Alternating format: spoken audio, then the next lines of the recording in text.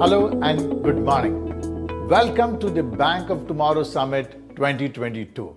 What an exciting time to be in the financial services industry, and that too in Asia. It is attracting some of the biggest amounts of investment, the best talent, and this is together driving an unprecedented level of innovation to make banking accessible, affordable to every single person in this planet. I am Manoj Menon, MD and CEO of Twimbit, and I'm thrilled to be your host this morning. Now, in order to bring this summit, we are partnering with F5, and thank you very much for this partnership. I'm joined by Kuna Nalappan, VP of Marketing with F5. So Kuna, thank you for being a partner with us. Thank you, Manoj, for inviting us to partner with you on this Bank of the Future Summit. As the title suggests, the future is in banking. And one of the things for us is banking and financial services industry is the biggest vertical for us in APAC, and rightly so. There's a big transformation going on in the industry. The last decade was all about e-commerce and transactions. I think the future decade will be all around financial technology, fintech, and how they interweave into the banking and financial services industry. And I think what's really going to drive this is the level of innovation that we are seeing from our banks, and how that will bring about financial inclusion and therefore economic growth for the region. What is the single biggest trend, Kuna, that you are seeing with the largest banks and financial institutions in this part of the world? Well, Manoj, we see a couple of trends. Firstly, I think if you look at the region as a whole, it's a very young region. Millennials make up quite a significant percentage of the population. And the demands of the millennials when it comes to banking is slightly different from the days of our era, right? When we used to go to the branch and do our transactions. A lot of the expectations from the millennials is, hey, you know what? I want to do every transaction at my fingertips, on my mobile. So I think one of the big things that we are seeing is the emergence of this concept of open banking. And we see countries across APCJ adopting open banking to various degrees. Some countries are more advanced along the journey, while some are not. We did a report around open banking, right? Collaborating with you guys. And we see that this is going to be a prevalent trend in the future, driven by the needs of the new customers who demand banking on their fingertips, right? On their mobile devices. Number two, I think what this will also enable is financial inclusion. A large population of APCJ is unbanked. And what this open banking is going to do, in conjunction with emerging technologies like 5G adoption in the countries, is going to bring a lot more people into banking, into payment services. And I think as a whole, that's good for the region. And Kuna, how is F5 supporting clients in their digital transformation and journey? Good question. So we work with almost all of the major banks in the APAC region. One of the things that we are helping them to do is to try and provide them a safe customer experience for their customers. We try and understand the digital transformation efforts that they're doing, the digital customer experiences that they are building, and we try to help them make sure those digital experiences are secure. As I talked about API banking, a lot of our banks are exploring open banking, already into it, and one of the biggest issues that they face is the amount of APIs that you have to deal with, not just public facing, but also internally.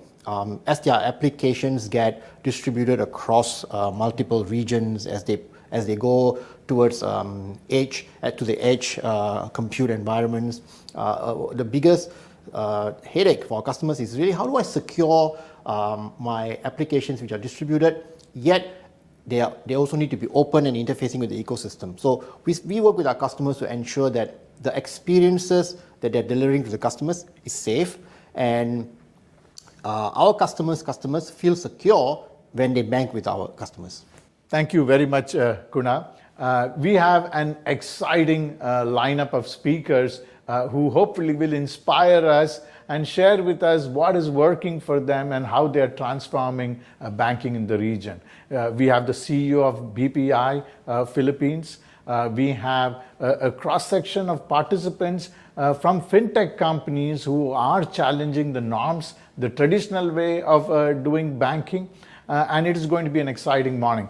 But before that, I would like to invite the Managing Director, Southeast Asia with Kyndryl, Susan Follis, to give her welcome remarks.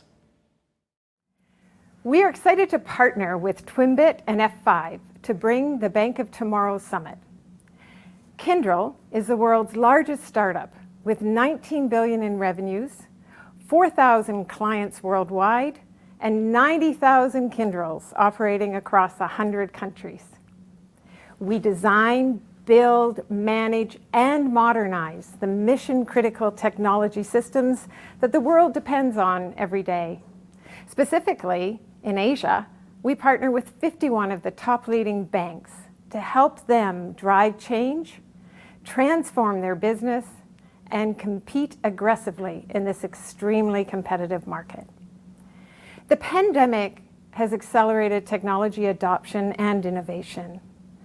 As we move forward, differentiation is less about your product or service and more about how you interact with customers to create memorable moments. This is made possible through hyper-personalization, which requires leveraging your data, incorporating analytics, and integrating the best of digital and physical worlds to create your unique brand of experiences for every customer. I'm delighted that TG, the CEO of the Bank of the Philippine Islands, is delivering the opening address. And who better than TJ to discuss the benefits of embracing technology, learning, and leadership. I wish you a great event with conversations that inspire and make a difference. Have a great day. Thank you.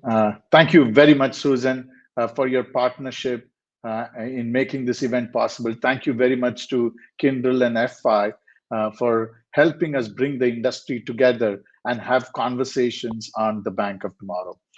Next up, we have the CEO conversation, and truly excited to be able to host this conversation.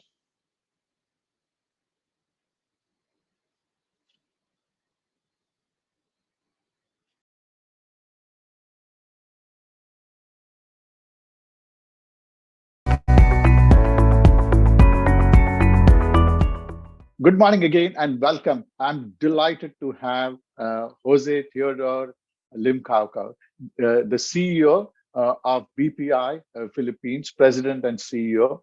He's very affectionately known as TG. TG stands for the Geek CEO, I'm told. Who gave you this name? Is it your wife, your daughter, or is it family, friends? Who is it? It must have been my nanny when I was 1 year old, because it's the name I've always known myself to be. So, yeah, but surprisingly, in your name, Jose Theodore Limcaucau, there's no TG. So you added the G. No, I think it comes from the diminutive of Teodoro, which is in Spanish Tedji, and it's just mispronounced, so it became from Tedji to TG. Excellent. And why do people refer to you as the Geek CEO? Is it because of your love for technology? I've felt that way. Although I've never been referred to as the Geek CEO, but a lot of people have called me geeky. Technology, really, Manoj, is my first love, and I started my serious working career as a programmer in a semiconductor firm way back after graduating. So technology has always been my love, and I've always made it a point to integrate it into what I do and into the way I do things. And even as a hobby, I've remained very in touch with technology and very interested in trends. Although as you get older, the young people are more adept at it, and you begin to lose touch. Correct. Thank you. So, now, obviously, BPI is one of the oldest institutions in Southeast Asia, or 170 years old. Over 171. 171. Thank you for correcting me. What is the secret? What helps an organization sustain itself over 17 decades? Yeah. What are the tenets of it? What is it that what others should learn from as they look at building sustainable businesses? Well, I think the reason an institution like BPI has lasted for 171 years, and particularly for this institution, is the fact that we've always been open to change. One, so we're constantly looking at ways to improve our business. We're constantly encouraging our people to experiment, but there is a form of constancy to it. And the constancy I like to put in is the fact that we are very aware that banking is a business of trust, and therefore everything we do revolves around protecting the name that the people have come before us have built. BPI, I would say, is the most trusted name in the Philippines, not only in banking, but across all the brands. And we live on that. And therefore, we encourage our people to always act with integrity, always try to do the best they can, and that we call excellence. Be very focused on customer obsession or customer service. And that has allowed us to have a constant, I guess, thing across the 171 years of trust and always acting with integrity and making sure that we are very conservative in our business as a bank. And that's the underlying layer. And then on top of that, we've just made the ability to innovate and to change. So, for example, now we're being very focused on a mass market and SMEs, whereas for many, many years, BPI was just focused on the very high end of the economic pyramid.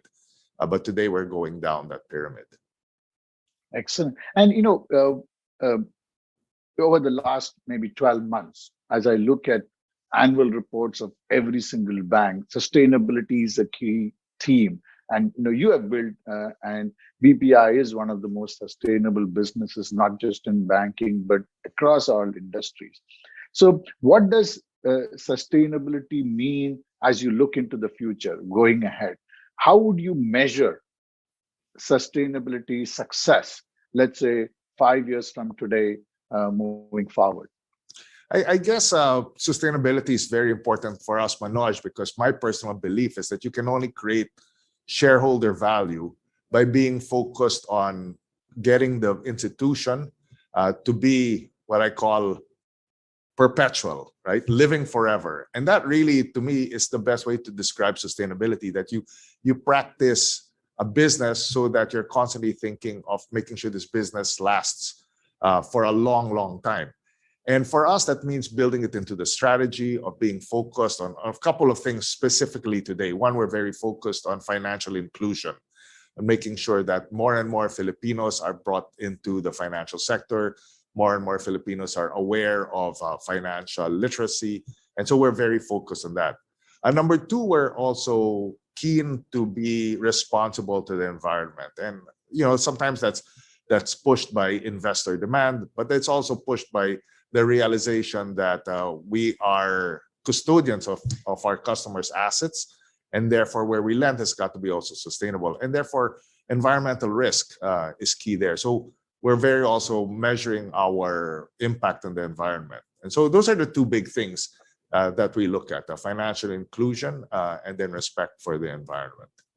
And both are also growth opportunities. Absolutely. Big growth opportunities. So let's say, what are the biggest growth opportunities you see over the next 5 years?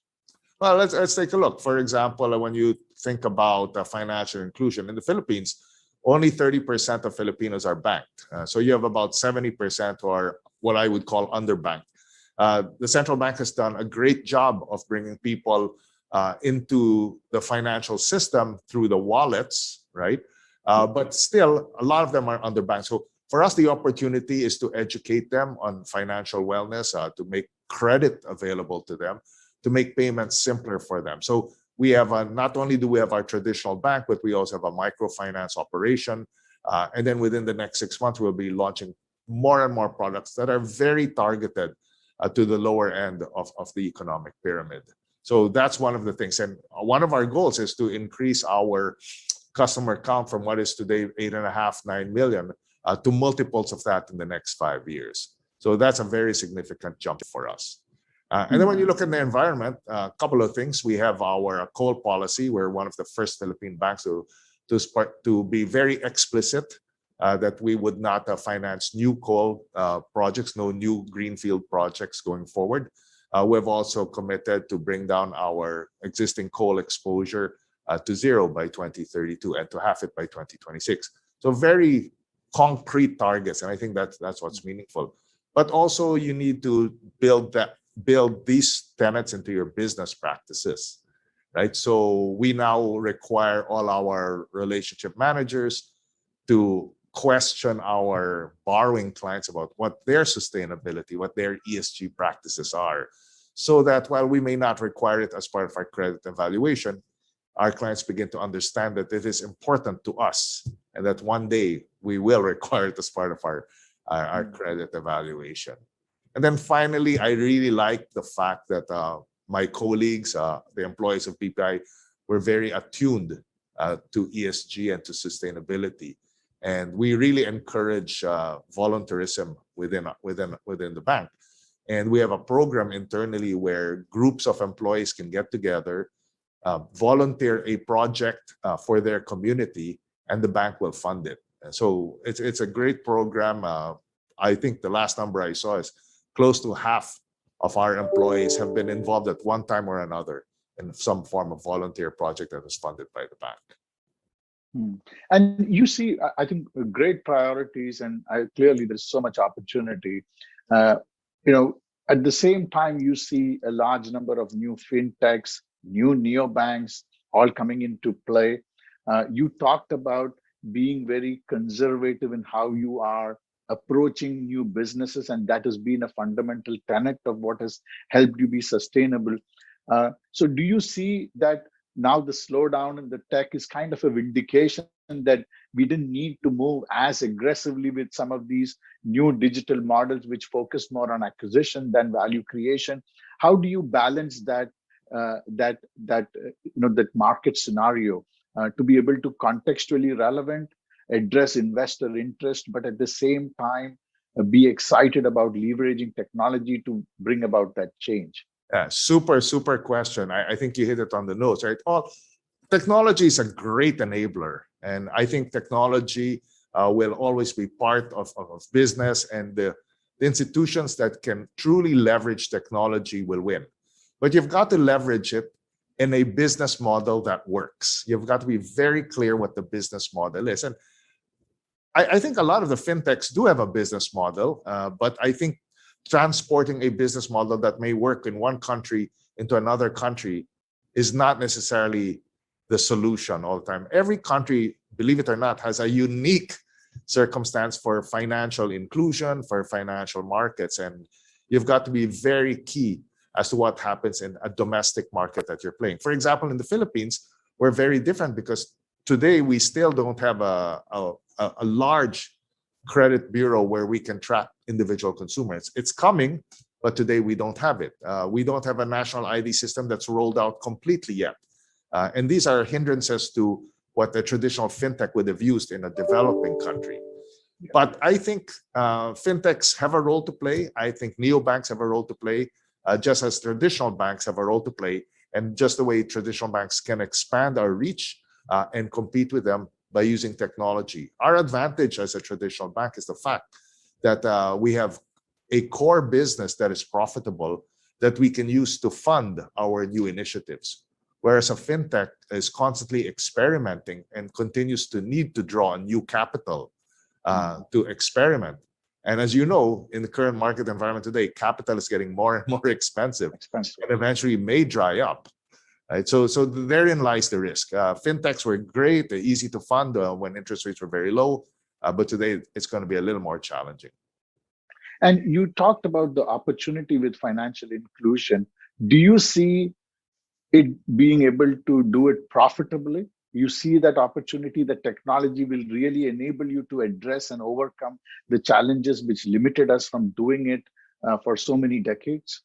Absolutely, because what technology does is it drives the cost, right? The unit cost down significantly, which allows you to then take on customers who might have a smaller revenue, smaller per capita revenue.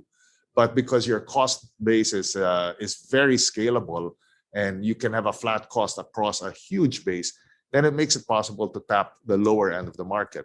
But the other thing that people have to think about is to make sure that your customers, the lower end of the market, aren't overly charged, right? So the traditional model is you always try to generate revenues from the customer per se. But the new model of technology and using data allows you to charge the same thing to the customer, to the retail customer, but derive the revenues from another partner. For example, a retailer or a partner who this depositor is paying. Right? You make the payments easier, and you take the revenue from the large corporate who's being able to aggregate his funds better. So it's a different model, but the mindset of the bank is how do you attribute where the volume is coming from, and the volume is coming from the retail, right? But the revenues are coming from the corporate, which is a different model. Volume from retail, but revenues from the corporate. And you marry that with technology, and then clearly financial inclusion is very possible. So what do you see as the big, let's say, do you see any fundamental business model change in the way the banking industry operates, let's say over the next 5 years or over the course of this decade? Yeah, one, I think banks will begin to look more and more for partnerships to work with ecosystems, to work with what I would call the non-banking side, but retailers, distributors, manufacturers, work with their ecosystems so that we better understand, let's say, their customers or their suppliers, and provide a whole set of services and use technology to bind those services together, and then just take revenues from the flow of funds, whether that's from the supplier to your client to the retailer, to the retail end customer who will be your customer on the banking side as a depositor. So that's one. Two, I think payments will continue to be very strong, even though revenues from payments can be driven down. But there will always be a cost for payments. And I think the realization is that unless a government is willing to subsidize it, the private sector will have to charge for payments. But you will drive that cost down relative to, I guess, the size of the payment. And behavior has shown that people are willing to pay for that convenience and that service. So I think that's the other thing. And then I think the last point is greater access to credit going forward with better information, better means to disburse funds. I think credit to the consumer can actually boom in the Philippines, where home credit to the household is actually very small today relative to our neighbors. Yeah. So technology is a fundamental layer. We touched upon it in the earlier part. So how are you approaching this and reorganizing the company to make these possibilities happen? What are the technology implications, and what does it mean? How do you go and execute something like this from a technology standpoint? Very tough and very difficult, and lots of schools of thought. Today, our school of thought is that we rely on a lot of partners. BPI, even though we are one of the largest banks in the Philippines is a relatively small market financially, right? From a population point of view, we're quite large, but from a financial point of view, we're quite small because of the size of our economy. So for us, it's easier for us to rely on a lot of partners to develop our platforms, to develop the technology that support us, only because of two things. One, the world is rapidly changing, and many of our partners have access to what is going around globally. So best practices we can learn from these partners. Number two, they really have the scale to deliver the services, the speed, and today in the Philippines, where the market's going fast, time to market, speed of execution is very important. So we rely on a lot of partners for that. Internally, I think your organization changes with the maturity of your organization in terms of digital thinking. You start off with a core group that leads the digital journey, gets people on board. But over time, as you mature, you need to change your organization so that the business begins to be responsible for the digital journey, because the business in the end will be responsible for driving usage, for driving people to come on, for driving, actual revenues that are generated from this digital journey, and the technology side become partners and strong supporters who just ensure that the platforms you put out are scalable, are reliable, and continue to grow. So it becomes more of a collaboration. In the beginning, you just get the digital people to drive it because you want people to change. But as you mature, the business has to come and be a partner and actually then take their turn in driving that business forward. Excellent. And are you struggling to, let's say, hire young people? There's a lot of excitement around some of the tech giants working for the Googles or the local unicorns. Is talent attraction a key challenge? And or you think we are, is it possible for your kids to join and create careers in banking? Are they excited, or they want to work for a tech company? It's tough. It's really tough. I think in the Philippines, as many places in the world, that tech talent is very short. There's a lot of demand for it.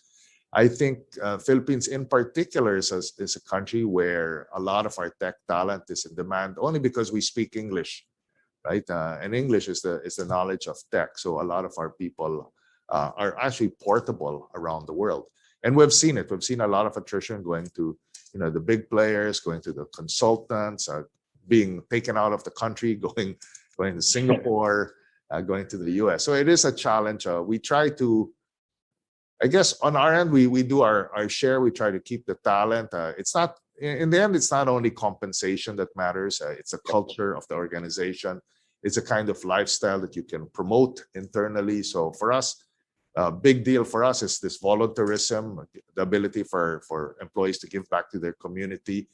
We have a lot of interest clubs so that people feel they make friends within the organization, not necessarily people who work with them, but people who share the same interests. So it makes it stickier. I'm sure it works a little bit, but I wish the tech giants would stop poaching. I think at least there is a little bit of a slowdown in the last few months, which is giving us some breathing space to attract some of these young people. I just don't know. I heard you are an avid marathon runner.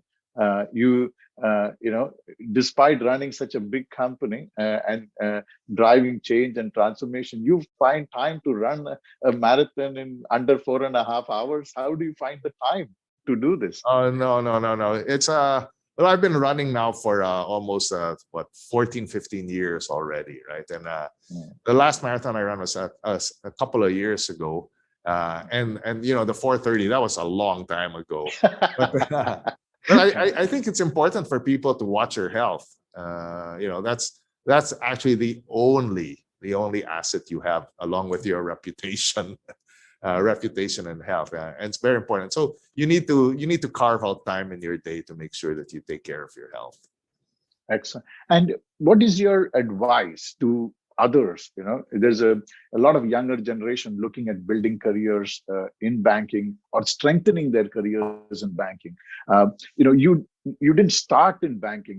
You've had a variety of roles across so many different sectors. What is your advice to people who are building careers in banking today and seeking to become great at it and become leaders in the region? Well, I don't think it's necessarily about banking alone, right? But a couple of tenets that I tell younger people to help them along their road in their careers. One is just be totally informed. In the old days, I would say, it's read a lot. But today, easy to get information, listening to podcasts, TED Talks are one of the things I love a lot. But you do read a lot and just sign up for a lot of these newsletters. Be very passionate about things that interest you and continue to be, find some level of expertise. Number two is a network of contacts and friends and colleagues and people in the industry is always very useful. And I find it, it's helped my career being involved in organizations that help the industry, being involved in organizations that help the community. Get your name out there because, keep your reputation up there and things will come for you. And then finally, internally in a job, never be afraid to question. I've always said that people should always be outspoken. Difficult in some cultures, right? But truly, if you are outspoken, people listen to you. Just make sure, I always add this, be outspoken, but make sure you think before you speak. And to me, those are the three guiding precepts that's allowed me to get to where I am today. Excellent. And what do you see as as stakeholders, people, customers, partners, investors? What is the change that they are likely to see in BPI over the next, let's say, 5 years? I think they'll see a very different BPI in the next 5 years. They'll see a BPI that's very involved across all segments of the economy in the Philippines. We just announced a merger with Robinsons Bank, which is a great bank that's grown very quickly in the last 5 years. It brings together two groups, the Gokongwei Group and the Ayala Group. So we're very excited about that. And that's the type of business that we're looking at, as I said, a bank that's focused on ecosystems, a bank that's very focused on all segments of the economy. So that's one you'll see. Number two, I think you will see sooner than 5 years, a bank that is very, very, very focused on customer obsession. One of the things that my team and I believe is that banking really is a commodity business. And the only thing that differentiates us from our competition or other banks is the level of service, the customer experience that people feel, whether you're a retail client or a corporate client. So we're making a big push for customer obsession internally. We're changing our processes, our policies, our procedures to be more customer friendly. A bank traditionally is an institution that's very focused on control, right? Because you can't mess up. But I think you need to change your mindset and give a little back to customer obsession. And therefore, we have to work at that, and we are. And I think there's good progress on that front. So those are the two things I'll see. Fabulous. And what do you say as, let's say, a measure of customer success or obsession success? If you were to visualize it as a customer of BPI, what would be that ideal experience you would like to give them? Well, what we say is we're very focused on the metric Net Promoter Score. Right? We always ask people, would you recommend BPI to a friend? And that's what we track internally very passionately. We're not there yet, Manoj. We're not there yet. I'm not happy with the numbers, but we're very focused on that. And every program is geared on that. And we're going through this culture change where everything we look at today, everything we do is looked at from the eyes of the customer. We call every process, every project something like a customer journey. Everything we do has to be part of a customer journey, and everything is planned around that. So it's the first steps of that journey, but I think it's going to be a very quick journey because it's very focused. Now, BPI has been in business, you said 171 years. If you were to look at, let's say, 29 years from today, celebrating the 200-year anniversary of BPI, I know it's a 3 decades is too hard to look ahead. What do you see?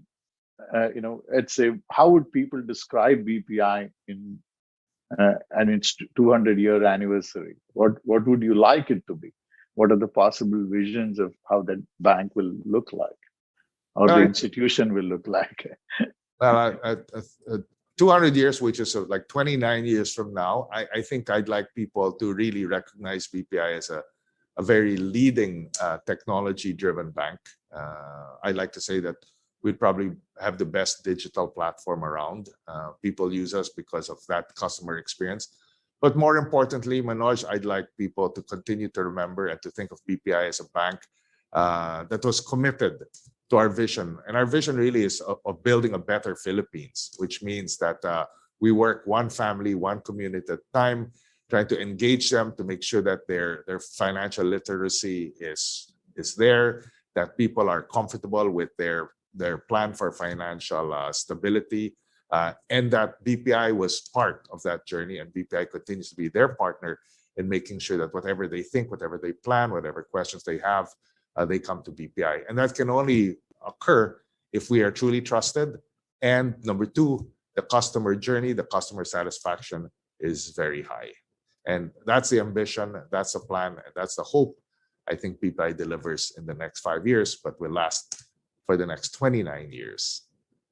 Excellent. And one question, you briefly touched about partnerships and the importance of partnerships, both in terms of ecosystem as well as relying on other partners who have global scale, etc. So how do you, is there a different tenet in how you approach these partnerships? Are you seeing changes in terms of how you approach these partnerships so that there is a degree of, it's not a vendor relationship to a partner relation to make it, and how does that translate into the way you deal with them?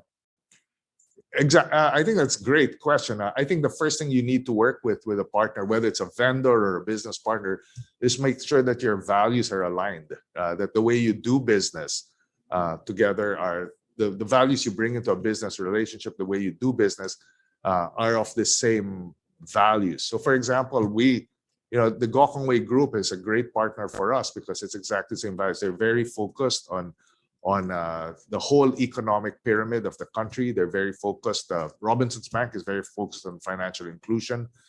They're very focused on sustainability. In fact, they have a lot of products because they're a smaller bank. They're more agile. They have a lot of products that we've never been able to get into, but that brings people into the financial services. They're very focused on SME lending, naturally because of their size. That's where they're focused on, and I think that's a great compliment for us. What Robinsons Bank brings to us are many products that we can literally just roll out what they're doing on a larger scale because they've already tested it. And that's an example of values being completely aligned. The practices are completely aligned. And I would say the same thing for our vendors. We like to work with vendors who are completely upfront and whose mission, while it's to give us the services we need, the products we need, also at the end translate to helping their communities and helping the places where they exist.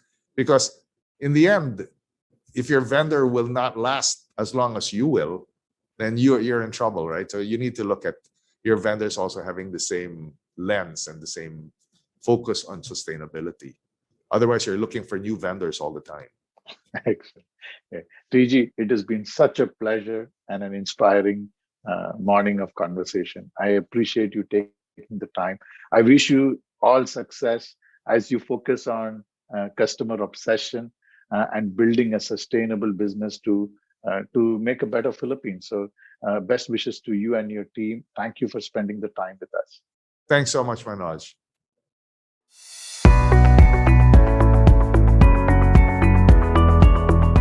Hello, good morning, good afternoon, everyone. I'm Varnika Goyal, Research Director and co-founder at Twimbit. I also lead the banking and financial services research.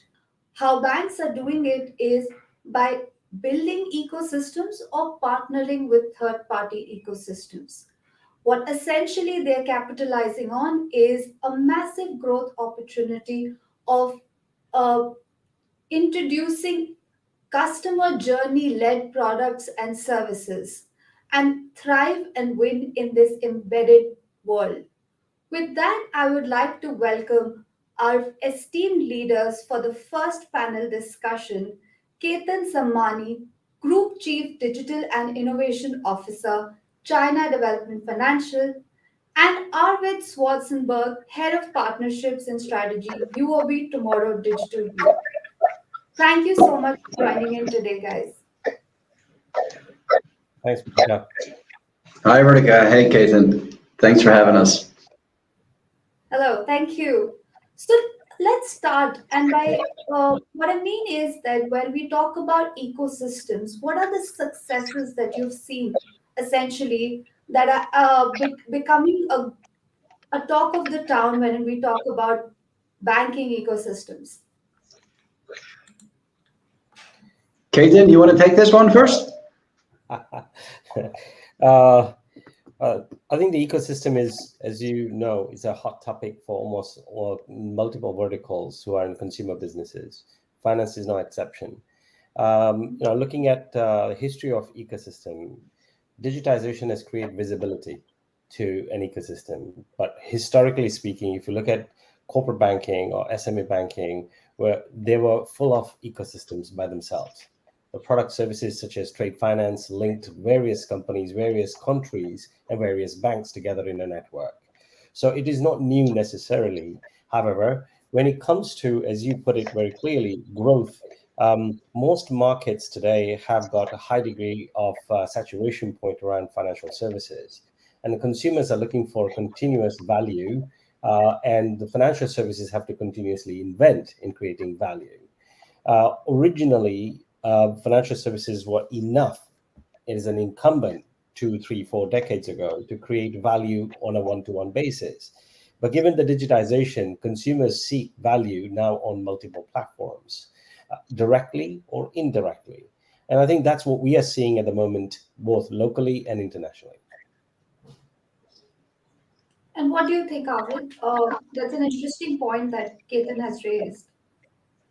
Yeah, certainly. No, I agree. I think it is about building growth. I think maybe just to take a step back and introduce myself and what I do at UOB.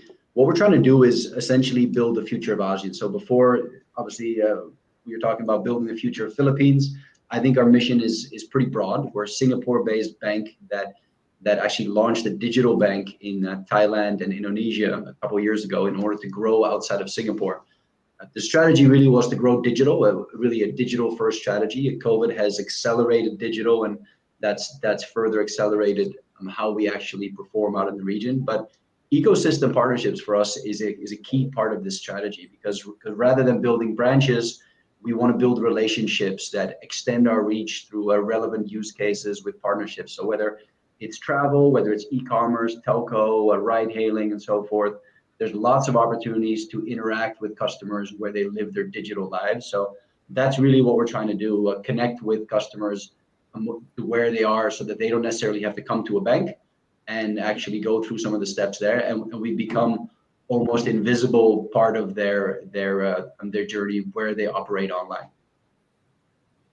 So when you talk about becoming invisible, so how do you bring that invisibility? It's more introducing touch points within the banking ecosystem or going also integrating it with more third-party partnerships, right? It's more about wherever the customer goes, if the bank interface is embedded into its day-to-day journey, right?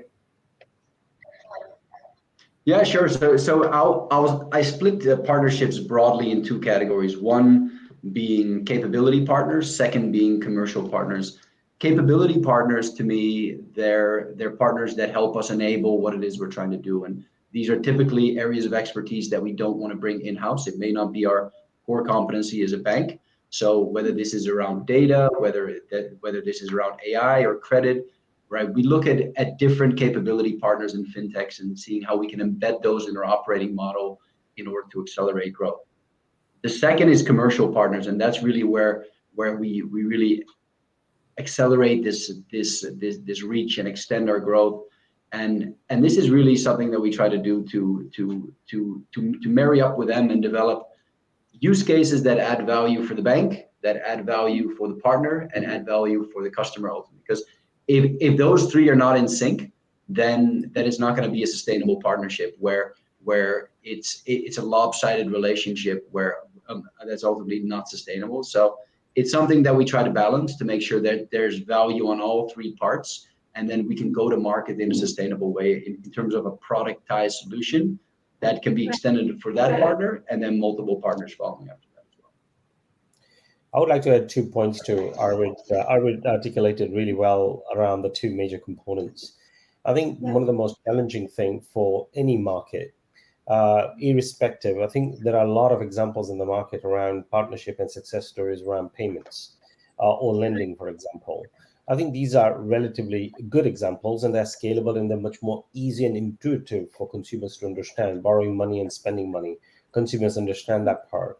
I think when you look at the finance vertical as a business, there are many complex services and products such as, say, life insurance or investments at scale. So I think building an ecosystem for a financial industry, it is quite challenging from creating value, as I would put it on win-win side.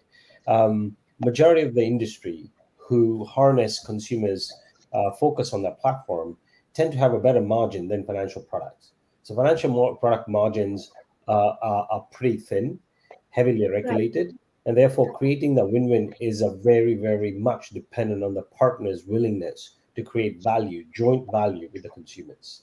So what we are discovering ourselves as we experiment with ecosystem is that the consumers themselves need to see what is a value exchange on any given platform, whether it's a product or a consumption that's taking place of a service, combined with the convenience of finance.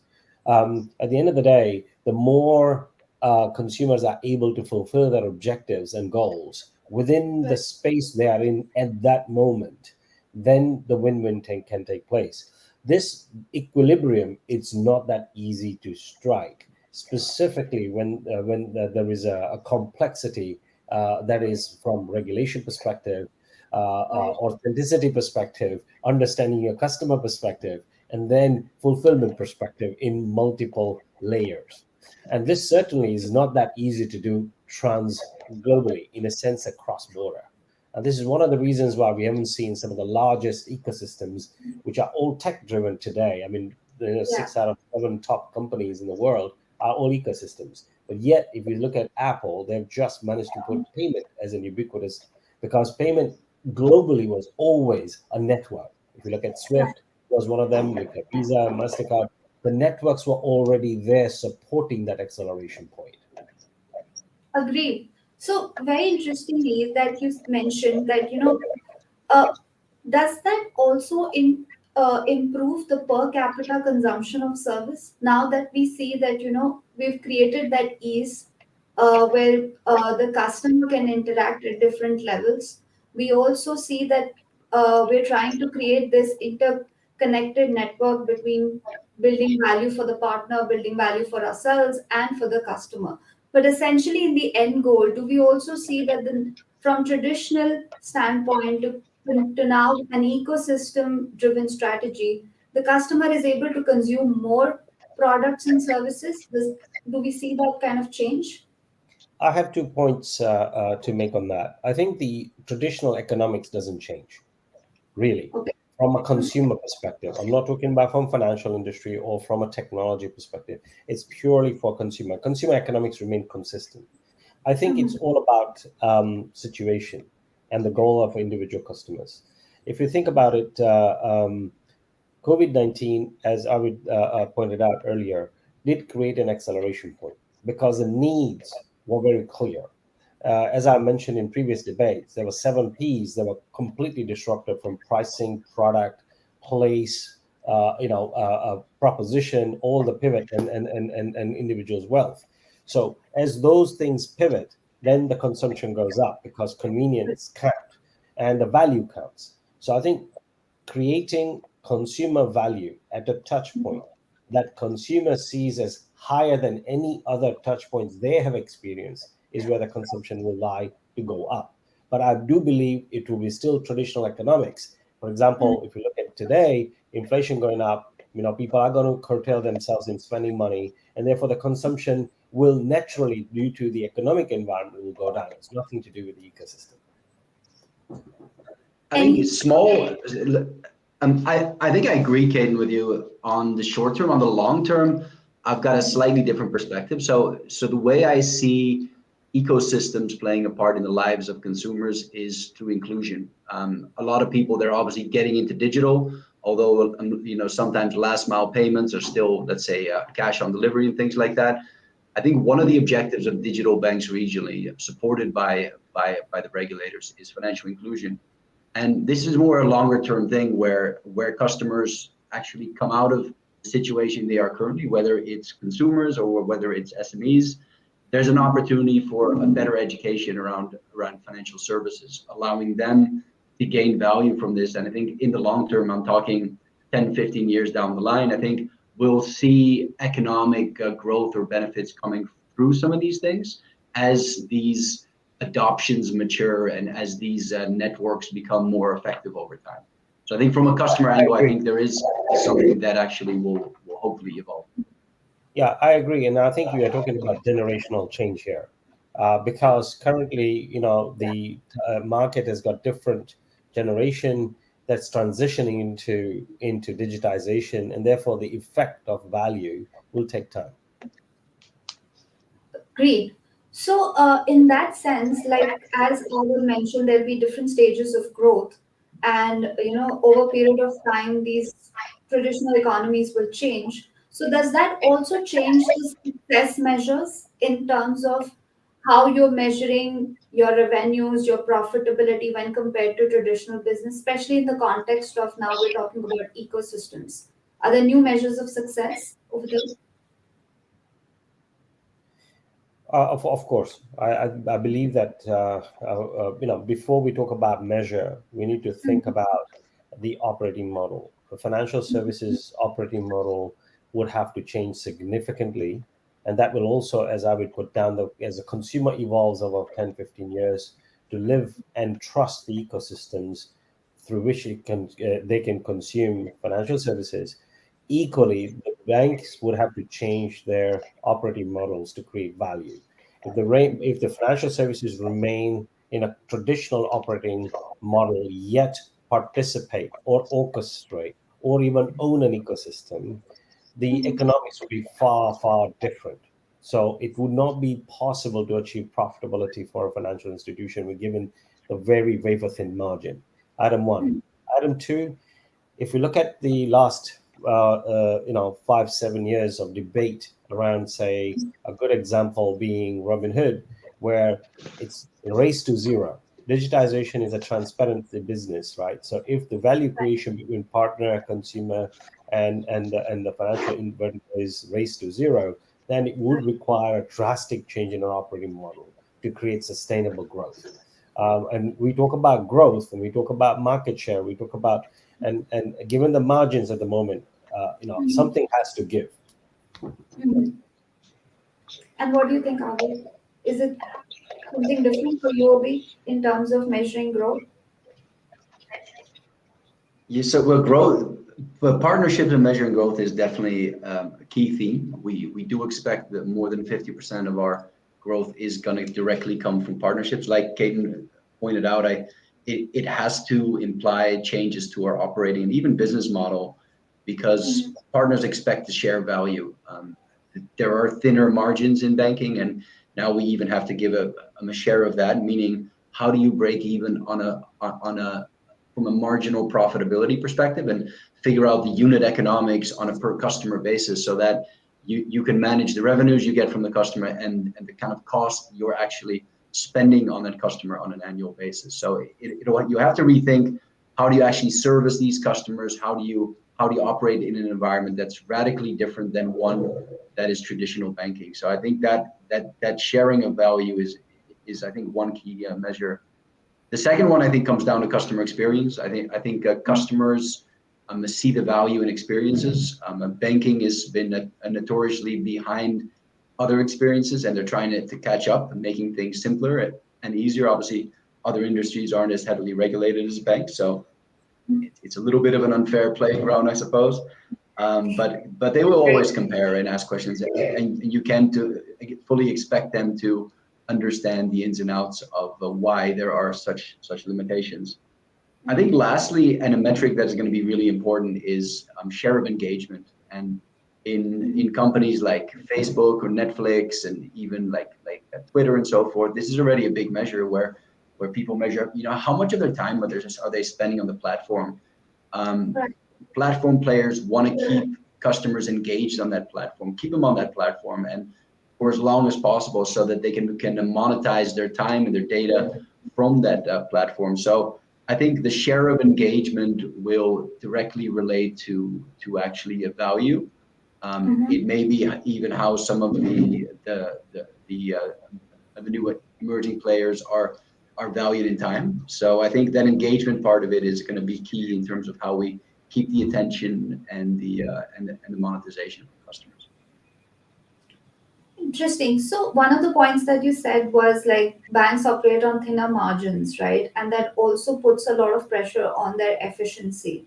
So does that mean that when the banks are thinking about building ecosystems or even going out and partnering to third party ecosystems, it actually reduces the pressure on their cost structures and they're able to achieve a much lesser cost efficiency as compared to what traditional businesses, because there's branch maintenance, there's personal Yeah. maintenance, and more of that is now transferred into a shared value concept. Yeah, so conventional banks will come with legacy baggage, obviously. Right. The new virtual banks have less of this nuance. As Caden would understand as well, as we've been in the trenches on partnerships and trying to actually enable some of this growth. There's lots of nuances to how we get things going and a lot of complexity as well. I'll give one example in terms of how we try to operationalize this and provide a leaner model that we've launched an embedded finance play in Indonesia recently as UOB. It's a quasi buy now pay later. It's an e-commerce loan that we enable through a third-party capability partner, as I mentioned before. Right. We have a joint venture and have a significant stake in this fintech that essentially establishes ties with partnerships, API ties, as a data aggregator, allowing us a fuller picture of a customer so that we can do credit underwriting. Now, they actually help us with speed to market because they reach out to those partners and they establish those APIs much quicker and cheaper than we could do internally, because obviously in banks there's technology backlogs and time associated with getting things to market. So this agility gives us a competitive advantage because it allows us to rapidly scale, to aggregate data, and then work through partners to leverage that data to provide a compelling use case. So overall, it's a much more efficient process in terms of the overall credit lifecycle and our ability to safely provide credit to our customers, even for small ticket items such as e-commerce loans. And that's ultimately what we're trying to do. It's really try to provide some level of financial inclusion, credit grooming our customers, leveraging data and partnerships so that we can make the entire ecosystem benefit from this as well. Wow, what a great example. Yes. Any thoughts? I have a couple of thoughts on that. I think we have some good success stories in market here too. My biggest view of near future is that, as Abid mentioned, there are banks who are still struggling to digitize and bring their customer services up, and then there are banks who have actually achieved a decent degree of success in digitization in the region, right? And one of the major benefit to the financial institutions who have actually been investing in the last 10 years in digitization is they do have very compatible technology, just like what I would mention in UAB has done that in the region. We are doing that also locally with taxis, we're doing that with restaurants. So we have really good retail innovation connection where we are engaged with the POS of a taxi or a POS of a restaurant, and be able to offer both the B2B merchant services in collaboration as well as to the consumers. But the interesting thing I find is that, and this is where one of the major evolution in my view, as I see, I've seen digital evolution since 1998. So nearly 2 full decades of what I'm seeing between Europe and Asia.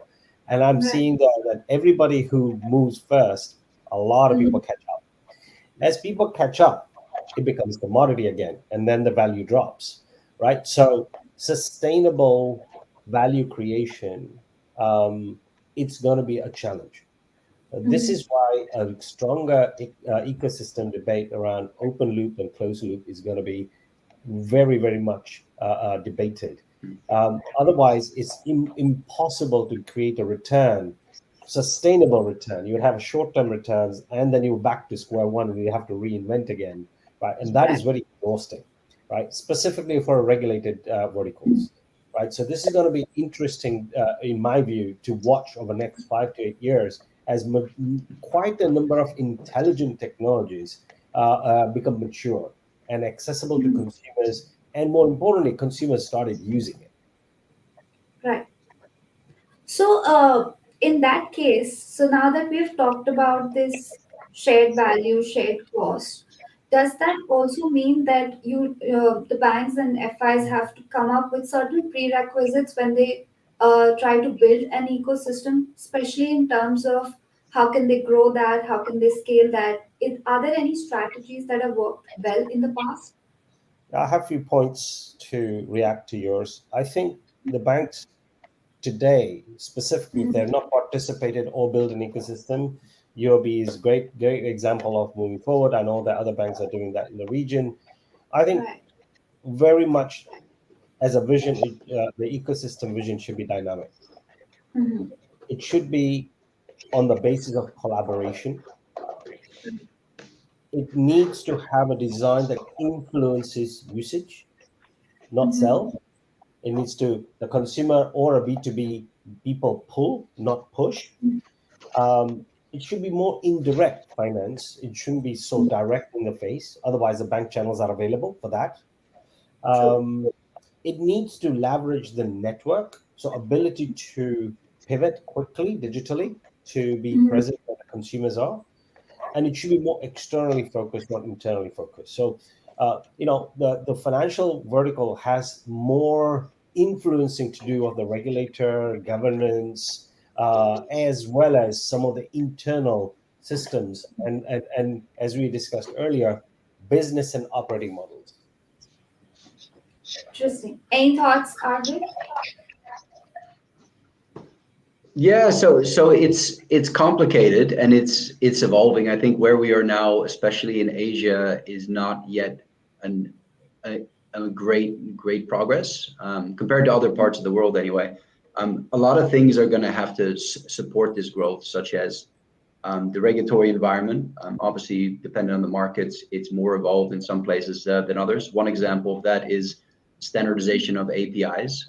Some countries have started to dictate standardization of APIs, where we build certain APIs and then they come back and say, well, this is what they should be. Ultimately, that is, or a centralized governance of API is really where it should point to, so that different organizations can expose and consume their APIs freely without the need to having to rework them or tailor make them to their processes, so that it becomes easy and seamless, almost in this open banking type of a way.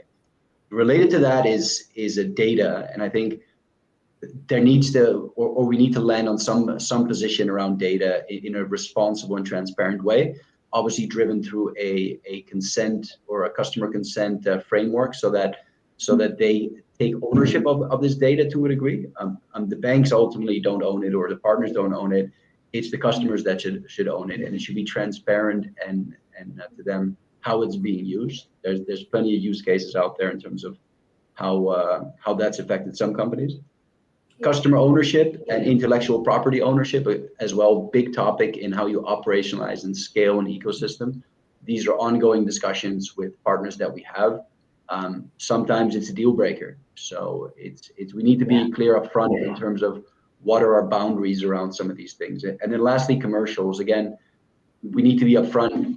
Expectations, the vision, the strategy, the commercial expectations, given that both organizations would need to make heavy investments to activate some of these partnerships, would need to be agreed up front and fast, because otherwise you could be 6, 9 or 9 months down the road, having had very detailed and in-depth discussions with lots of teams around the business for a partnership to not materialize. And that, frankly, that's a lot of wastage in an organization. I agree with Yeah. Arvind. I think one of the points I want to compliment Arvind with is that when I talked about dynamic, I think that when banks started doing innovation with fintechs or without fintechs on their own, it is been very dynamic in last 10 years in Asia, and it still continues to be. True. So never be afraid to use a sandbox approach with a partner to accelerate understanding and alleviate any ambiguity in the partnership. Good We tip. forget that Yeah. financial industry professionals are meticulous. We have to be, because we've got small margin. We haven't got a choice to make losses. We are very meticulous. when we look at the cross industry, whether it's food or whether it's transport, whether any part of the lifestyle side, some of them are not as knowledgeable about financial services complexities. So Right. helping our partners to understand and us understanding their value chain equally in the consumption patterns becomes an important sharing in order to create that dynamic partnership.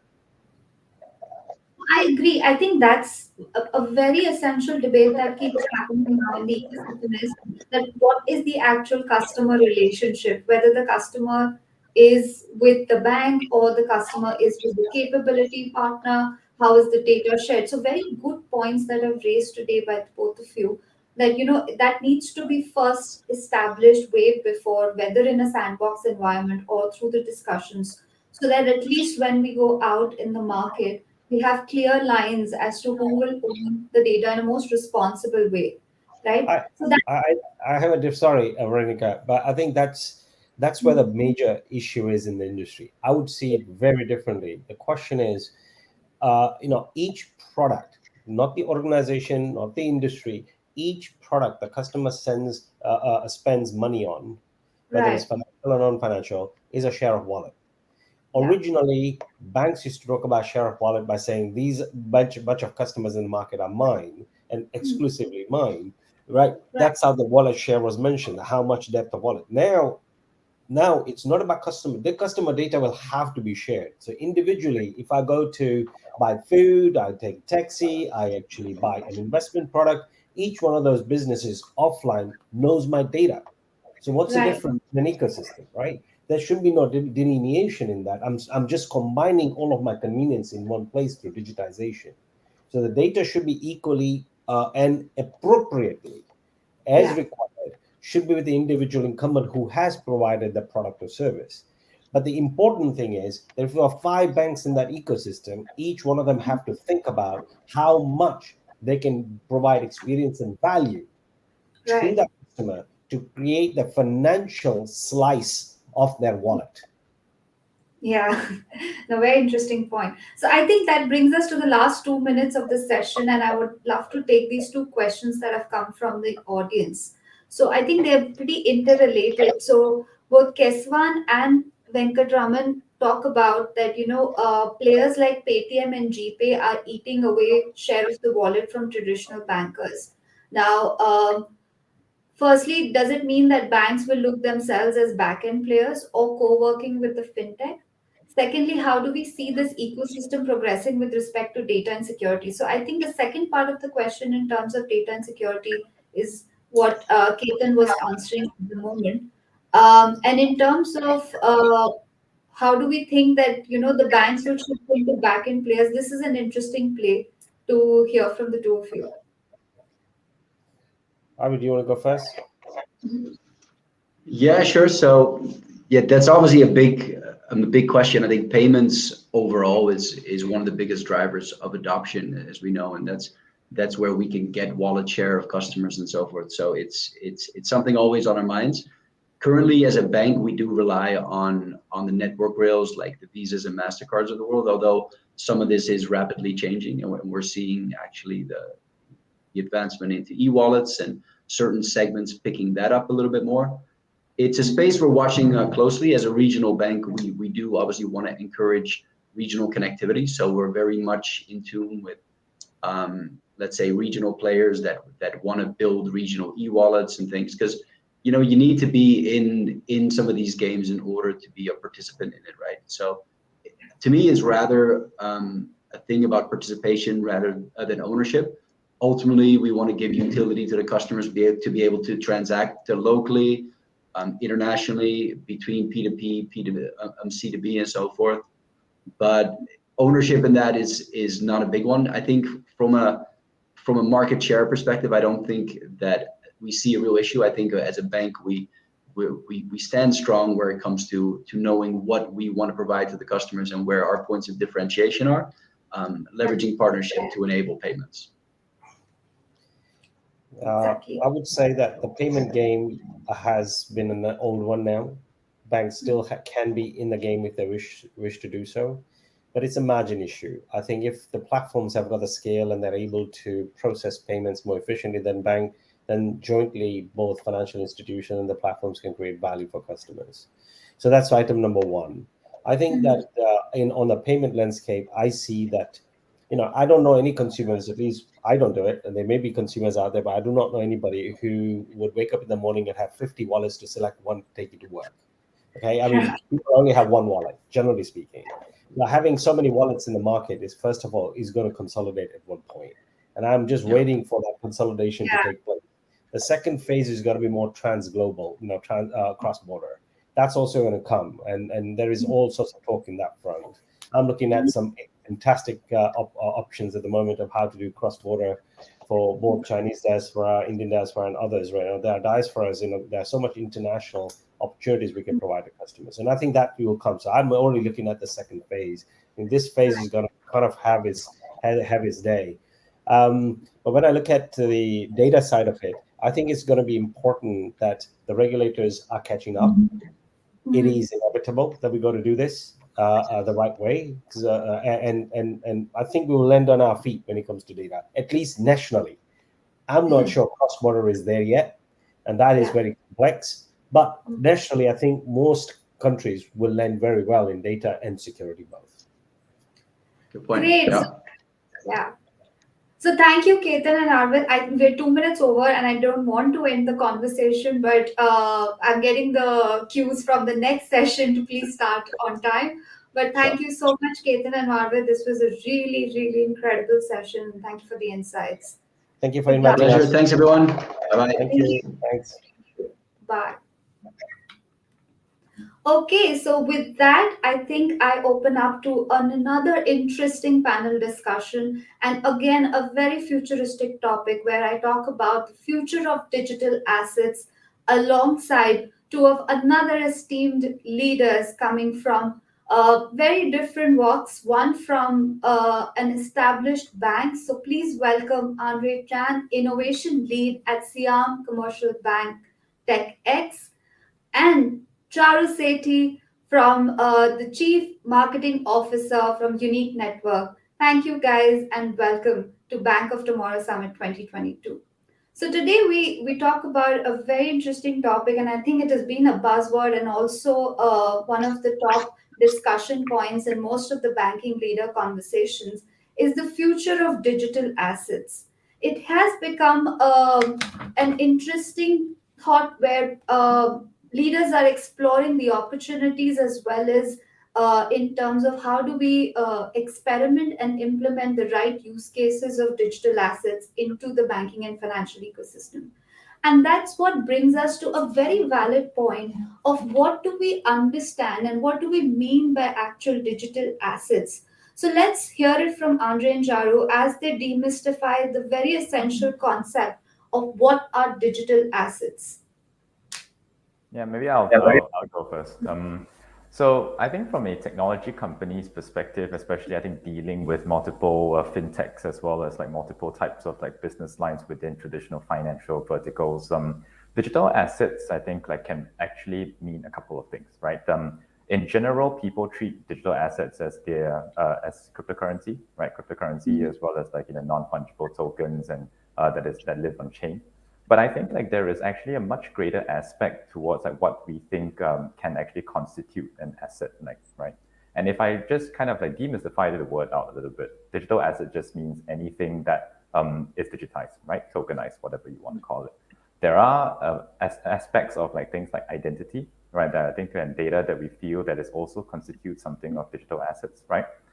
As well as I think like the concept of ownership, whether does it sit together with the customer, whether it sit with the individual or a so-called like business, that itself also constitutes itself into like a form of digital asset, right? And in terms of like transferable value, if you will. So I think like that's kind of like the background in terms of like the layout and the context that we probably should kind of like understand, right, before that. And then of course, like in I think the terms back with regards to what you said, right, Monica, like digital assets and everything becomes a buzzword. It is true that financial institutions as well as like non-financial institutions included have been looking into the specifics of like how do I actually find a use case for a cryptocurrency or a digitized currency, if you will, right? As well as like stamps of ownership, right? That stem from things like NFTs and whatnot that actually are already within the Web3 open space. Right. I agree. Yeah, yeah. Please go ahead, Charu. Yes. Okay. No, I just agree with what Andre said. And digital assets is indeed a wider term beyond the scope of cryptocurrencies or NFTs.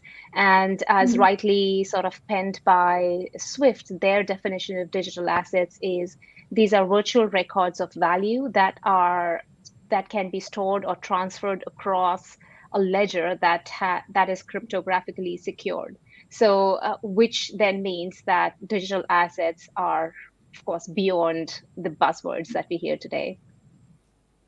Right. So, now that you've given us such a beautiful definition about it, so where do you think banks are envisioning these digital assets to actually get embedded into their ecosystem? So, what kind of use cases are they exploring at the moment?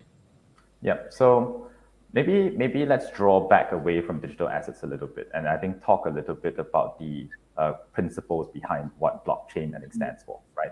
Especially open blockchain and Web3. The banks and it's not just the banks, but actually like majority of the companies that are interested to invest into Web3, I think start to look at what do I actually want to use in terms of the principles of Web3 and blockchain, right? One good use case that I believe is always discussed about is how do we utilize the so-called like digitization of and tokenization of an asset, right? Now, whether is it like equity holding, whether is it like a mortgage that you actually have, and kind of like use that to kind of like be more liquid within, let's say, the vertical silos within a traditional bank, right? So a hard example would be, and this is something like we used to always discuss offhand, is like, I don't want to sell like $1 million worth of stocks just so that I have some cash in my bank so that I can go and like take a loan to buy a yacht, right? Can I actually kind of like take a loan with that and tokenize that so-called like dealing in such a way that I use that as collateral? And if let's say if I can't meet a margin call on my loan, it gets transferred over to the lender, right? That's something in itself that actually cannot be done in today's aspect because these verticals do not function the same ways, right? So that's one very like simple, I guess, like a use case that I think people are talking about. But going back to what I said with regards to like digital assets and identity, right? Decentralized identity and so-called like self-ownership of like customer data as well as like SME data is something that also plays a very big role, I think, in so-called like allowing traditional KYC processes, right? Traditional KYB processes to kind of give access to access of liquidity to people that traditionally would not have actually like have gotten, right? And this goes back to some of the principles of Web3, where we want to have overall accessibility, overall so-called like and kind of like banking the unbanked kind of like idea, and really greater outreach, right? And of course, like I think you have the traditional use cases of like how do I actually help a user interact with, let's say, like DeFi applications, right? That is actually quite complex to understand most of the time, just because of the technical nature of how like a blockchain is, right? So there are a multitude of use cases. These would be like kind of like some, I think, just really at the tip of the iceberg. Wow, thanks, Andre. And what do you think, Charu? Yeah, I think just taking a bit of a step back as well. So why are banks really envisioning this and why are banks thinking about it? Because digital assets are sort of driving the competition for banks from sort of multiple directions. And one is the crypto native firms with big ambitions in finance. And of course, they've demonstrated high profits at some point. Then there is the speed of transactions through decentralized finance and at lower costs as well. And then the third force is about central banks launching their own digital currencies. So banks are sort of forced to think about with these because of these forces. And a bit about how do they envision is, I think it's a bit parallel to how they've envisioned digital transformation over the years and decades. One segment is really customer engagement and experience angle, and where we see various trends shaping For example, from a recent Gartner prediction, by 2025, 10% of the workers will use virtual spaces for activities like sales and customer engagement, remote teams, Right. collaboration, and onboarding. And then this also a focus on storytelling, training simulation, and all of that is actually also making the gaming industry move beyond just entertainment. So this is the so-called serious gaming industry, which is also expected to grow at a rate of 25%. And then the other trend is about how sophisticated the AR, VR capabilities are getting and how our digital twins or humanoid robots are able to now interact and interpret gestures. So if you think of all these three or four trends, then you can imagine delivering a new form of enhanced customer engagement and experience, which sort of DBS did, had started the roots with announcing a metaverse for engaging with the customers and at the same time delivering their key messages around sustainability. True. Then, so this is the engagement experience way of bringing these technologies in. The other is sort of product enhancement, creating new products and revenue models, which also touches a little bit into the core transformation in some cases. And Right. there, I think where the major opportunity lies is in the private equity, securities, and debt market. Now, for example, there are about 98,000 firms with over 250 employees as within the OECD member countries, and only 22,000 firms are listed publicly. Right. So digital assets allow for more efficiencies in administration of assets for alternative asset managers. And therefore, if you think about the rest of the firms that are not publicly traded, there is a scope of creating tokenized representation of assets and more products. Similarly, for debt, massive amount of debt is not traded in the public markets. Real estate, the private real estate market, the global real estate is about $317 trillion, but only $10 trillion of it is managed as funds. So Right. all of these gaps and inefficiencies sort of have major opportunities to deliver more efficient and accessible new digital investment products. That's a very big topic, but it's about new products and engagement and experience, two ways to look at digital assets. Exactly. So, Sorry, but yeah. just a quick one. I mean, like, I think like I think like if you go back to like use cases, right? This is actually like I think what we like to coin as like something like composable finance, if you will, right? I think if you go back to the nature of like how people have been integrating to like large organizations such as banks, typically you would have like really long onboarding sessions, even from a technology integration level, right? Open API, for example, has been a topic forever, but it kind of like never really took off. Whereas like innovation in DeFi, has been actually taking off really, really well because of the integratability of like the blockchain layer, as well as the capability of tokenization and representation, as well as the hard ownership and transparency that the blockchain brings, right? So I think I just wanted to add that point because like with regards to those markets, I think like there are many ways to spin it, right? But at the end of the day, what we're really talking about here is like open, proper, composable financial productization, right? I think like that's what I wanted to add. So I think both of you made fabulous points. So I just want to bring you back to the topic where Charu you raised that there is an off point around humanized robots coming in where we saw the use case of DBS and HSBC even launching them into their branches as an interaction point with the customers. And now they're talking about banking in the metaverse, right? And it essentially starts by setting up this virtual branch where the customers can interact and become more in the form of avatars. So what do you think as as a growth opportunity for more larger banks to adopt this opportunity? Does that have that level of massive growth that big banks have started thinking about it, even started implementing in that area? Charu, do you want to go first? Sure. Yeah, I think there is definitely a growth opportunity. Which way it'll go is still remains to be seen. Right. Nobody has exact answers of how this will shape or how this will look like in exactly 5 years from now. But what I would say is that given that the the potential that, for example, NFTs have. Um, Right. and we've seen examples in loyalty programs and rewards programs being announced by various companies, their hotels, and then there was a Starbucks example. Now, Yeah.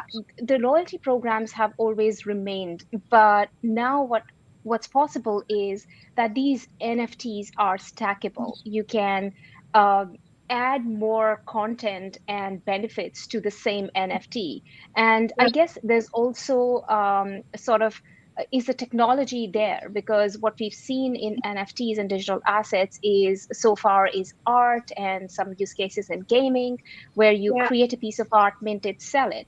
But when you want to explore and do more with digital assets and Yeah. talk about growth, does this have potential to keep growing?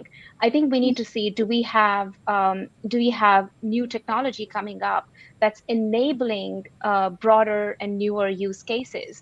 So, for Right. example, at Unique Network, we are an infrastructure play. We are building infrastructure for sort of advanced use cases of digital assets. So, when real life assets will be tokenized, or some of them will be tokenized, these assets will need a lot more capabilities like NFT to NFT or digital asset to digital asset relationships, one asset managing the other, or admin rights with those stackable NFTs, composable NFTs. So I think when you start to explore these technologies and start building and adding that to the use cases you see today, I do feel there is definitely a opportunities to grow and create new things. Right. However, I think just the banks and organizations, they need to have a little bit of a vision, and which will help them steer what they want to do and not get steered by all the Yeah. hype that they see around them. Yeah, no, I mean like it's a funny thing, and maybe like my opinion is gonna be a little bit controversial, but it's just my opinion, right? Right. Metaverse as a word, I think like is overused a little bit, right? I think like if I dial down the kind of concept of like living a virtual life, that's something that has been around for ages, right? And Yeah. like I like to talk to like like my colleagues and whatnot, and saying like when they hype up metaverse, I said, guys, you spend like like 20 hours on your laptop and on your phone. You already do not live your life in reality, put it this way, right? So I think like the concept of like having a metaverse or an AR platform, etc. I think it's great, right? Because it's definitely a great way to kind of like change up the interaction level a bit, right? But at the same time, I mean, like, how many people are going to be putting on a headset for like the entire day, right? So the Exactly. way that I do see it from a Mm. strategic point of view, however, is that actually allows customers to then start to use that channel to kind of interact back to, I think, what the overall strategy with regards to like digital assets, cryptocurrencies, NFTs, and whatnot, so on and so forth, right? Because then I go back to kind of like drawing people into this so-called like a conversation of how do I get involved without the need of knowing finance? How do I get involved if I don't need to actually kind of like understand all these complexities of blockchain and whatnot, right? So I see True. that as a really great education channel, right? Because like 95% of the people, I think, still live in a so-called like buzzword world, if you will, right? I think they think they're in it, but they're not actually in it. But at the same time, definitely a good strategy, I think, to change up the interaction model with the people, just like how chatbots were changing that as well at that point in time, right? So I think that's my opinion around that. I Yeah, think and families. Yeah. Please go ahead, Charu. Sorry. no, just I just wanted to take back to a point that Ketan mentioned in the previous panel, that we'll see a lot more collaboration and influensive ways that the products will sell and the communities or the customers will interact. Now, Right. what the these technologies and tokens and digital assets and DAOs are also enabling is a sense of community, right? Right. And right now, all of the banking customers, they are on their own. They don't come together in a community format. And when you're able to create community through elements like shared ownership of digital assets, premium digital assets, that's when you start building a community and then harnessing that to leverage newer models of collaborative growth of the community. Collaborative, I mean, crowdfunding, crowd loans, all those things become very intuitive then in that case. And again, newer products could arise from that. Absolutely agreed. And I think this is a discussion to be held a lot more in detail. And unfortunately, our time is up. But these are very fabulous points that you guys raised today. And I think I would love to have another conversation with you guys again on the topic. But thank you so much for sharing this today, Andre and Charu. It was incredible having you guys today with us on the summit. Thank you. Thank you. Thank you, Andre. Thank you, Veronica. Take care. Bye. Okay, let me get back our host Manoj Menon with the next session, which is about the Twimbit Purpose Index, a keynote based on our analysis of the 42 banks in Asia Pacific. Hey, thank you very much, Varnika. What a fabulous conversation. I enjoyed every single bit of it, and it's such a it seems such a big injustice that we didn't let Charu and Andre continue. They were just getting into the thick of things, inspiring us with all the possibilities that exist for the future of the banking industry. And definitely, we will bring them back.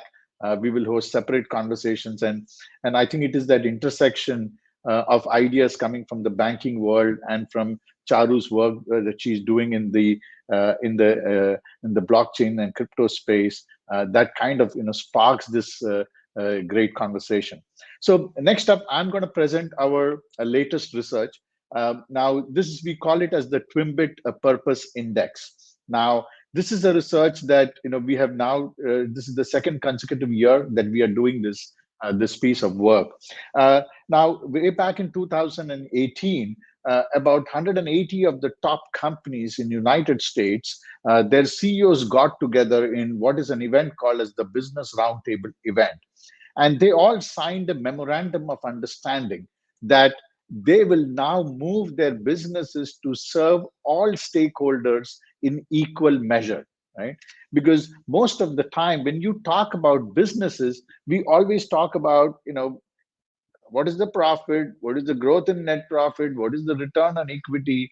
That is how we measure the success of a business. That is how the value of the business is ascertained. But increasingly we are moving into a world where now society is demanding that businesses should go back to their original purpose of what businesses were set up for, which was to serve society in its fullest measure.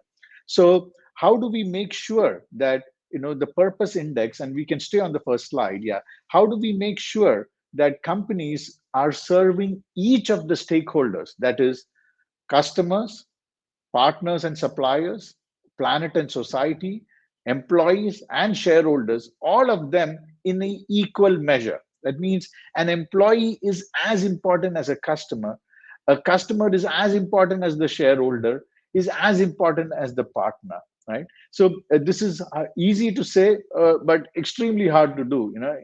Twimbit is a young firm. We have about 50 employees, and even we at times find it very hard to make sure that we can live by this philosophy with which we actually build the company. So what we said was, how do we create this index in which we can measure companies, and in this case, the banking industry. And so what we did is we picked up 42 of Asia's leading banks, and we started benchmarking them across these 5 parameters. And that leads us to how we created this index. And the next slide. So what we did was we looked at several distinct parameters to be able to put all of that information in one one chart, and that is how the purpose index came into being. So, and you will see that soon on the x-axis, we talk about an aggregated score of how well the company has performed on customer experience, employee experience, supplier satisfaction, and serving society. So, the four distinct stakeholders. On the y-axis, we talk about how well did they grow their business in the last financial year. The size of the bubble on the chart that you will see reflects really the size of the overall business of that particular bank and its impact on the total banking ecosystem. And the color gradient of each of the circles which represent each of these banks represent the EBITDA margin and how well or operationally efficient is the particular bank. So this becomes a fabulous way in which you can benchmark banks, and the most important thing is the outcome of that is it enables us to understand, hey, which banks are doing really well and what are the best practices from them that others can learn from, right? So if I can have the next slide. So as we discussed, you can see on the y-axis, we are talking about the revenue score or the growth score. So what we have done is we have plotted these companies on the y-axis based on how fast, how much growth did they achieve in the last financial year. So you can see that banks like Canara Bank from India or Bank of Queensland achieved among the highest revenue year-on-year growth in the last financial year.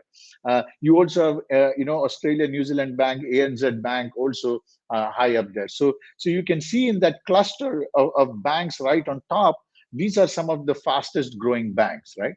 And now on the x-axis, you see the purpose score, in which case we aggregated the score in terms of the performance of the banks across three distinct pillars, which is employee experience, customer experience, supplier satisfaction, and ESG.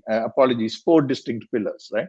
So the banks which are to the furthest to your right, so for example, DBS leads the purpose score. They are the best performing in terms of integrating employee experience, customer experience, supplier satisfaction, and also with the best ESG proposition and strategy so far, right? So you can see as you are further to the right, the further you are in terms of your purpose score.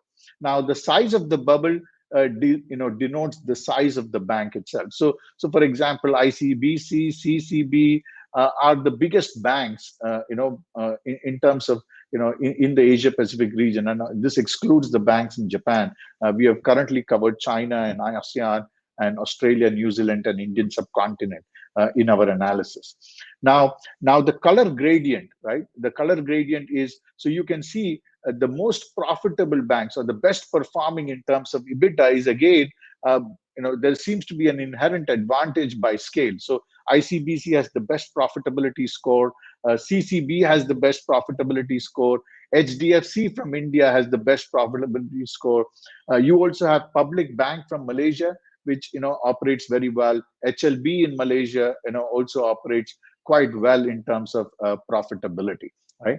So you can see now on this one chart, we have actually captured a variety of different dimensions to be able to help understand the best performing banks, how well they are performing, how well they are growing. So but overall you can say that ANZ Bank is up there as a reasonably good leader, which balances both purpose score, the revenue score in terms of growth, as well as the profitability score. So the cluster, clearly you can see the Australia, New Zealand, and Singapore banks in particular do well in terms of balancing both revenue and as well as the purpose score. I think a notable entry is SCB, which is Siam Commercial Bank, which has also done well in terms of purpose score, even though it is one of the loan banks from Thailand. And then you have the likes of HLB, and Public Bank from Malaysia, both also doing extremely well on the purpose score, right?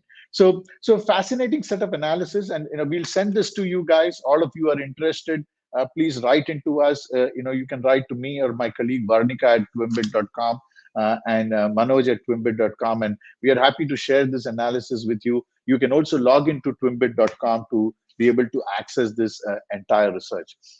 Time is limited, so we just wanted to give you a brief overview of this particular research which we are releasing, and this essentially forms the backbone of all the work that we are doing in the financial services space with the research that we do. Now, with that, I'm ready for my next session. I'm super excited about this session because it is one of the hot topics, and which is, should every bank build a super app? It's not just a bank. A telecom company is asking the question: should we be building a super app? The large conglomerates in every country are asking the same question: should we be building a super app? So we said, okay, let's bring together people who have actually done it and made some real progress in doing it. So I'm delighted to welcome Tyler Munoz, who is the senior client partner with Publicis Sapient. I happened to chat with Tyler about a month or so ago, and he talked about the exciting work that is happening in Thailand. And we thought it would be fascinating to get Tyler to come and host this conversation with Jantima P. She's the VP of Technology and Strategy and Business Development at SCB in Thailand. They have done some fascinating work, and I think we thought it'll be fabulous to have them come and share that. So welcome, Tyler. Over to you to host this conversation with Jantima.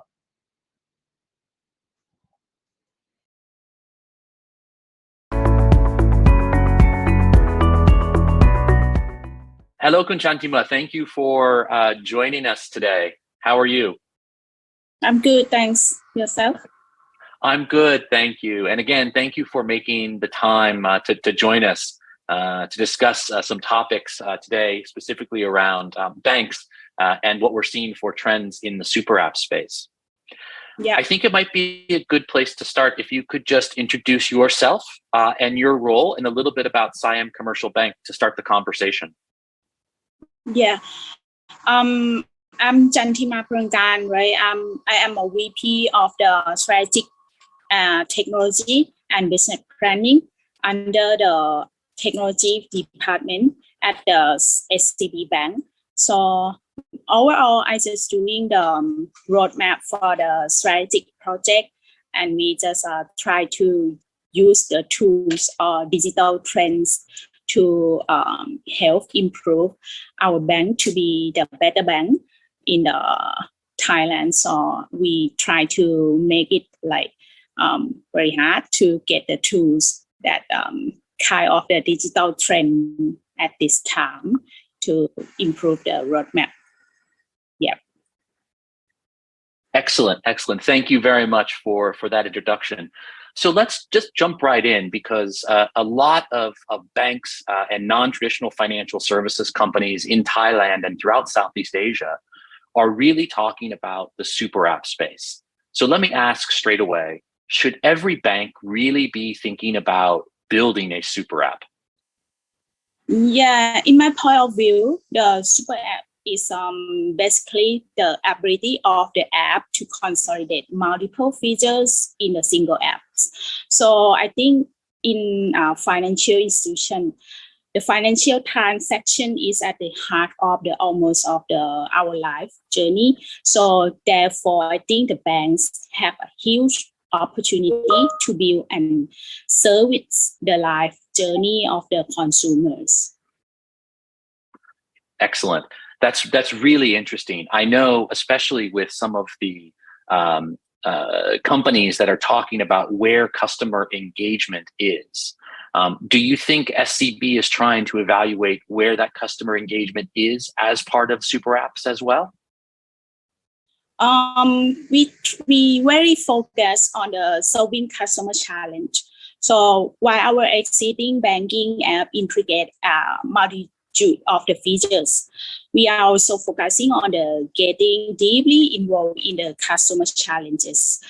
We have to find a way to differentiate ourselves from the others big super apps in the market right now. So we have a very unique strategy That's the case in point is our approach to work with university to build a smart app. We call like the university application. This is for the university student, also for the teacher or alumni from the university.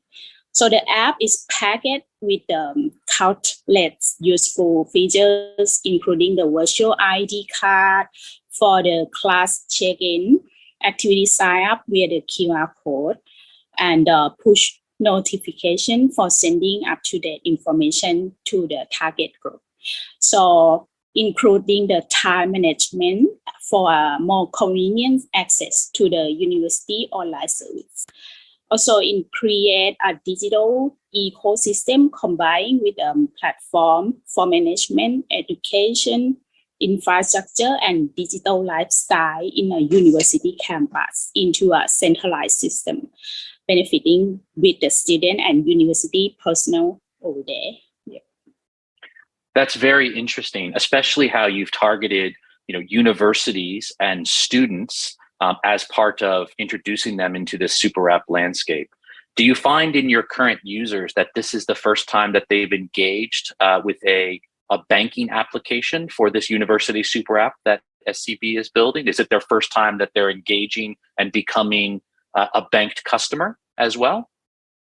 Yeah, that's right. Okay.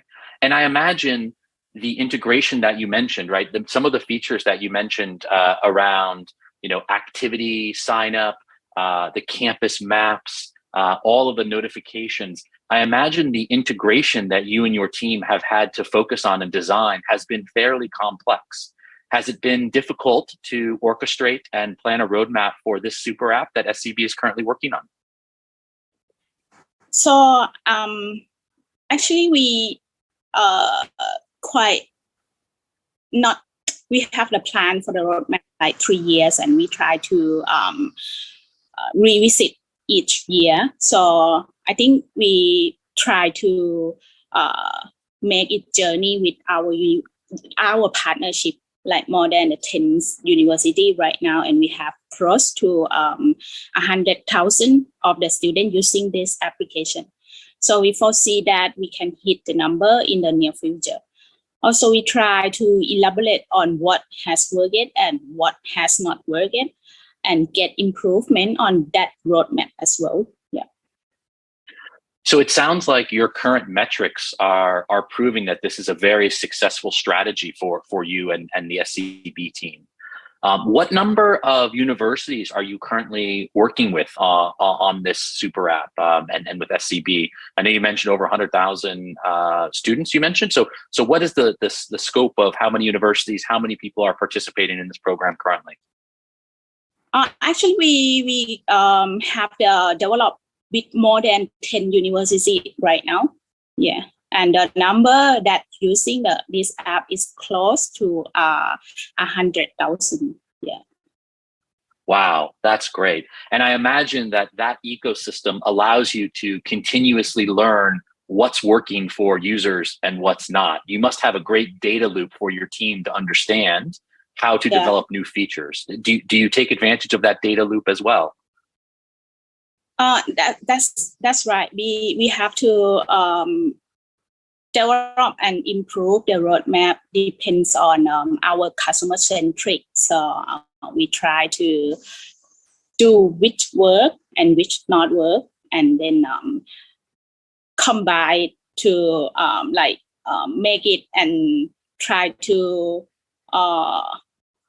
do it like serve the things that try to make it happen. Yeah. That's great. So given all of these learnings and this rich set of data that your team has, and you mentioned the roadmap, what's next? What is on your roadmap? What are your plans for the future based on what you've learned? Are you looking at other verticals? Are you looking at other features in the app? What's next? As a SCB, we already have launched the Robinhood app. That's the Thailand first super app for dining, shopping, and travel deals.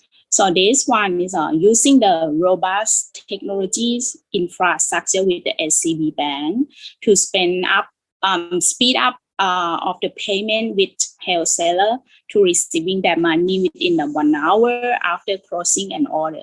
So the payment will be credited to the both seller and delivery messenger automatic with via the digital system without any cash involved. So we try to make it like a cashless society. Yeah. Ah, that's great. And we know a number of coffee shops, restaurants in Thailand now, where you and I are both based. It's a lot of cashless transaction, right? So every terminal is either peer-to-peer using QR codes or using the SCB Easy application. So it definitely sounds like you're progressing with the cashless goal in Thailand. Yeah, yeah. So tell me, given all the learnings, Robinhood obviously is a great case study. I know some of the work that Publicis Sapient has done with the Robinhood team and the entire team at Purple Ventures really helped a lot of people, both riders as well as small merchants during the pandemic. And it's a great story that I think SCB and a lot of people should be very proud of, really impacting the lives of people in Thailand. But what is your advice for other banks, other people in Southeast Asia or financial institutions? You know, where should they be looking? How should they be focused on their own super app strategies, or if they're starting out on their journeys? What would you advise of them? I think as a bank, we have to go where the customer is. So it should develop from a customer-centric perspective, focusing on creating a favorable experience without any target customer number. So by solving customer problems, we can embed and become a part of their life journey. So that's a SCB target and try to make it happen. Yeah. That's great. It's really a great story. I know that the Siam Commercial Bank team and Kunartit has a very progressive view of the future of banks in Thailand and beyond. And it sounds like the super app strategy is really a cornerstone for that strategy. Yeah, that's right. That's excellent. So another question I would have for you is, who else do you think is doing the super app strategy well? So, you know, if you talk to your team, who do you look at to say inspiration, or who's doing other things or bits well in the ecosystem now from a super app perspective? I think Shopee application is quite good to do in the super app, because right now they just going into the food delivery, and have the wallet with themselves. So I think Shopee apps is quite a good sample of this for the super app. Yeah. Oh, that's great. That's a great recommendation, and very popular in Southeast Asia as well. I would say another question I would have for you is, what are the other industries that you might look at, or that the team, you know, your team at Siam Commercial Bank is looking at inside the super app? I know, you know, some insurance companies obviously are playing in the health and wellness space. Outside of education and the great work you guys are doing there, and Robinhood, as you mentioned, are there other industries that you know we should look at to focus on super app? I think if we talking about customer journey or customer life, I think one of our the big super app is SCB Easy. It's just try to be everything in the customer life. So we have a lot of time management in every thing, like what if you want to know what you're spending on each month. So we have the function that's called just for you, or you have the loan by yourself, or you have to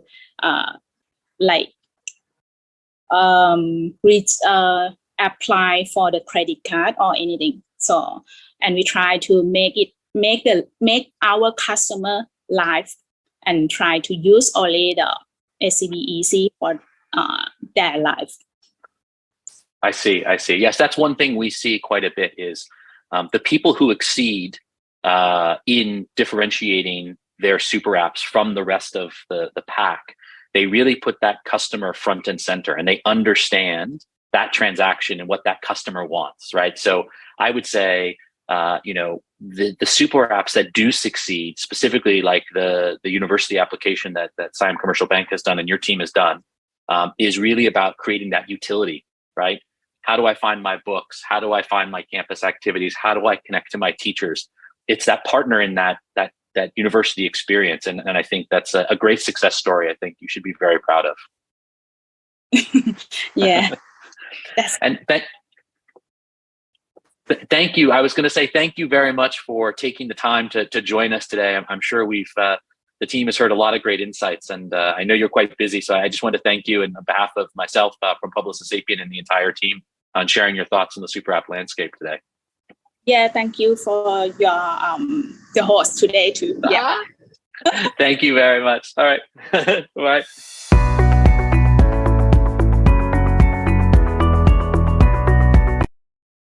Hey, thank you very much, Tyler and Jantima, for that conversation. And yeah, clearly so much. I'm truly amazed, actually, that when we think about super apps, you think about Grab and Shopee and Paytm, etc. in India, but SCB's approach at building an app around university students, customizing around their needs, was really going very specific, targeted to a particular industry or a particular segment of customers, and through that proposition, building a unique value proposition. And Drew, I agree with your comment. Super app are not for every bank. Fairly right. But at the same time, if you think about how SCB approached it by being so very specific in a particular customer journey and a particular customer challenge, I think there is so much of an opportunity. And super app doesn't necessarily mean that we will only go, that it will have a multitude of services in one. It is the ability of a super app to do two distinct services which are not strongly correlated to each other that I think quantifies as a super app, possibly. But again, I'm sure definitions will vary, etc. With that, we move on to our next session. We discussed about ecosystems. We discussed about digital assets. We talked about super apps. The next most important conversation is around cybersecurity. And we are, as banks, you are the guardians of trust. You have a huge opportunity. We trust the banks more than we trust many of the technology companies, because you have a lot of our data. But how do you keep it secure? How do you keep it secure at the same time? Don't let it make an experience that has got too much friction. And to have that conversation, I'm delighted to have James Tin here. James is the Senior Director of Global Security and Fraud Solutions at F5. James, thank you very much for joining us. And prior to his experience at F5, where he's managing and advising a wide variety of banks, James himself worked in the financial services industry. So you have a real first-hand feel as a practitioner in keeping banks safe and secure. So great to have you with us, James. Thank you so much for having me on board, Manoj. Good afternoon. Hey, good afternoon. So James, as you are now talking to a wide variety and cross-section of customers from across the region. What do you think are the biggest priority and challenges from a cybersecurity standpoint that the big banks in this region are currently working on or dealing with? Well, there's quite a few, isn't there? Especially with the drought in cybersecurity skills. So there's a lot of attacks that unfortunately are leveraged by the attackers, which get through a lot of the traditional security controls, like the web application firewall, anti-fraud controls. The more advanced controls, these attacks are getting through. So good examples are like credential stuffing. And we've had some customers who had abuse of the forget password function. And so the forget password function is a completely legitimate way for a customer to get access back into their account that they may have forgotten the password, but the attackers are leveraging this, and it's hard from the bank's perspective to determine which one is a good request and which one is a bad request using traditional controls.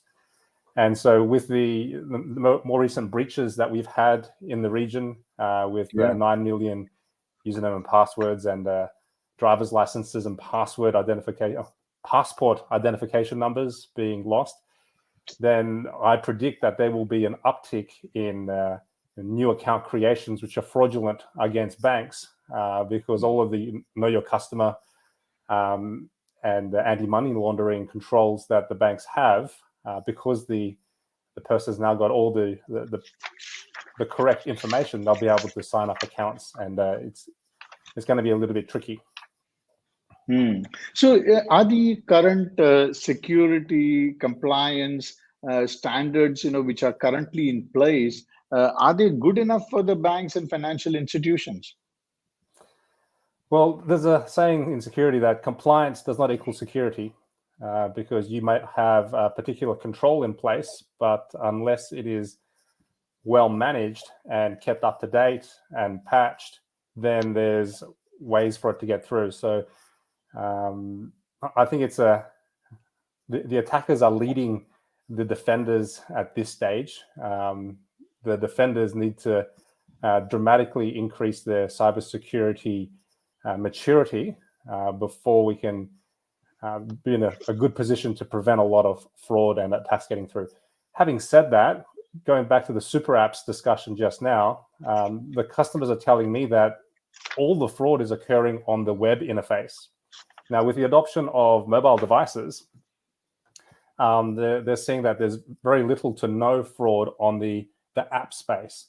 And so for digital banks pushing towards apps and super apps, it's a much better ecosystem because you have control of the endpoint now. You can now define what is on the app and what is allowed to get through rather than a untrusted Windows or Linux or Apple device where there could be malware and other things, keyloggers on the client's machine. Correct. And if there are any questions for James, please do put it in the comments and Q&A, and we would be happy to take it. Appreciate that. So I think, James, good point.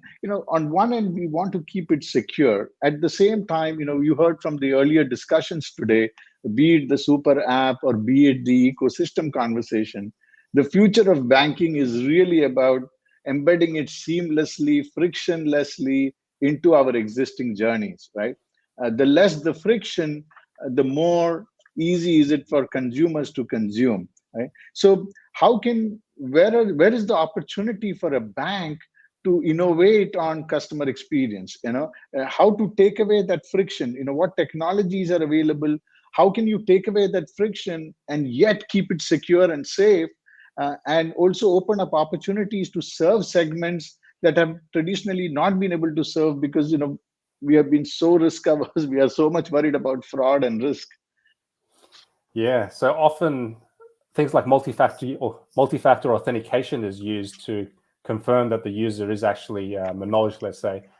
But what we're finding is that MFA actually stands for more friction authentication. It becomes very difficult for the end user now to do banking.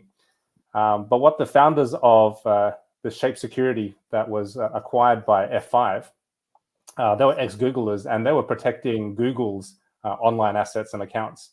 And so what they created was an ability to do transparent multi-factor authentication. So leverage the way that a human interacts with a web page or a mouse or a movement, or how they type in words and passwords into the keyboard, leverage biometrics, behavioral analytics, and leverage ML and AI to then notice the difference between a good user and a bad user, so that we can allow the good users to come through and only send MFA requests to users that we're not sure of or fraudulent.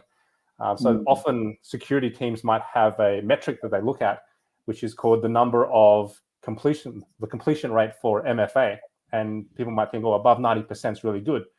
But what that actually means is you're actually bludgeoning your legitimate users with so much friction that they get really frustrated with it.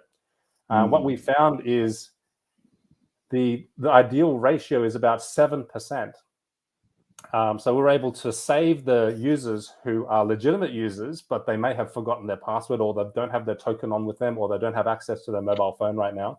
We can save those users and allow them to get seamless access into your application by transparently doing multi-factor authentication. So you're not lowering your security, you're maintaining or actually increasing your level of security, but also increasing the user experience and driving down the fraud. So it's a win-win-win for multiple parties in this environment. Excellent. So essentially 93% of us should get a better friction-free experience as we experience banking and financial or payment services moving forward as this technology becomes more mainstream. Yeah. 100%. So that could integrate with your Face ID. That could integrate with a biometric on your mobile device. But have a look at when was the last time you logged into, let's say, www.amazon.com. You type in that URL and you go straight into your account. And so what we've been able to work with our customers with is we can extend the session timeout window from minutes to hours to days to weeks to even months. And we can actually see an increase in revenue that they're able to generate because of the increased user experience for the user. And they spend more time on the website, then hence they're able to generate more revenue from those users. There is a question. So, James, building on that point, we are seeing newer digital banks, aggressively adopt public cloud. This, potentially widens the threat surface. So, can you comment on the concept of cloud edge or centralized security and visibility? Absolutely. A lot of the banks in my region, in particular in Australia, are looking to go cloud first. So they want to leverage the cloud providers so they don't have to build out data centers. They want to exit data centers. They want to move core banking into the cloud. But what happens if one of the cloud providers goes offline, or there's internet connectivity? Then there's thousands of users and thousands of other organizations using that cloud service are also offline.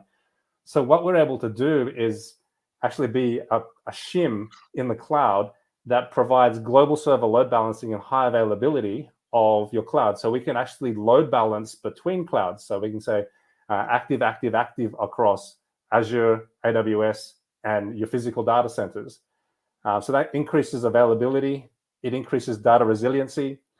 It also means that the attack surface is no longer at their perimeter of their data center. The attack surface is now at the perimeter of F5's distributed cloud platform. And so the attacks will actually stop outside your infrastructure and possibly even in the source country of where the attacks are coming from. So the earlier that you can stop the attack, the less problems that these DDoS attacks and application layer attacks cause on the intermediary internet links coming to your data center. So doing all the security controls at your data center might be okay, but then if your link is inundated, then you're essentially offline as well. So we need to leverage our security controls and put them into multiple cloud edge points. And that's what we're seeing a lot of the banking and financial services in my region, and as well as across APJ, they're leveraging these cloud resources. Yeah, the last question, or maybe we have a little bit more time, which is, so, we talked about open banking, we are talking about API enabled banking. So how are we supporting the banks? Because increasingly, many banks will end up working and driving more business through partnerships than through traditional banking transactions, right? So how does that play in, and how should banks go about doing it? How is F5 supporting it? Sure. So F5 purchased a company called NGINX, or an open source platform called NGINX actually, and that's the market leading API gateway. And so on top of that, we've built an API web application firewall, and we've also built on API bot management, as well as anti-fraud capabilities. So we've got this really strong ecosystem to be able to publish your APIs securely, do the authentication, confirm that it's a legitimate device coming in or application coming in and not a fraudster trying to simulate all the headers and all the requests from a mobile device. And additionally, what was I going to say? Yeah, sorry. Continue, Manoj. I think no worries. No, I think you were talking. Yeah, you were talking about how banks can secure especially as they work through APIs, and you have acquired the company to help you enable and deliver these manage third-party APIs more efficiently. Yeah, exactly. Securely publish them to the internet and hopefully not be exposed to some of the more recent attacks that we saw here, where there was an unauthenticated API exposed to the internet with production data in a test environment inside one of the cloud providers. There's a lot of best practices that we can help the customer to ensure that you can publish applications to a test environment directly to the internet, but we want to be able to authenticate and provide single sign-on to that.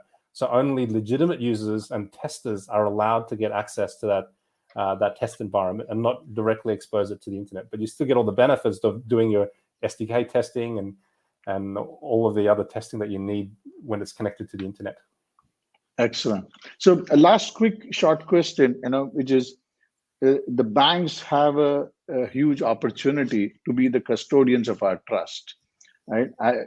We inherently, because the banks have maybe not abused the data that they have on us as much, but as they move towards this new era, so what is your general opinion about banks leveraging that opportunity and positioning themselves well to capture this opportunity? Maybe a quick final comment from you on this, James. Yeah, sure. That's a common thread that's been going through this webinar, and I have 2 points for that. The first one is a lot of the older folks that use banking, when they do internet banking and the website's offline, customers have told me that they get a lot of calls coming into their help desk saying, "Oh, the website's offline? Has my money been stolen?" So they think the bank's been robbed when the website's offline. The second anecdote there is, I've forgotten. Someone yelled out in the background, and I've forgotten my point of. Hey, this is today's hybrid world reality, so no problem at all.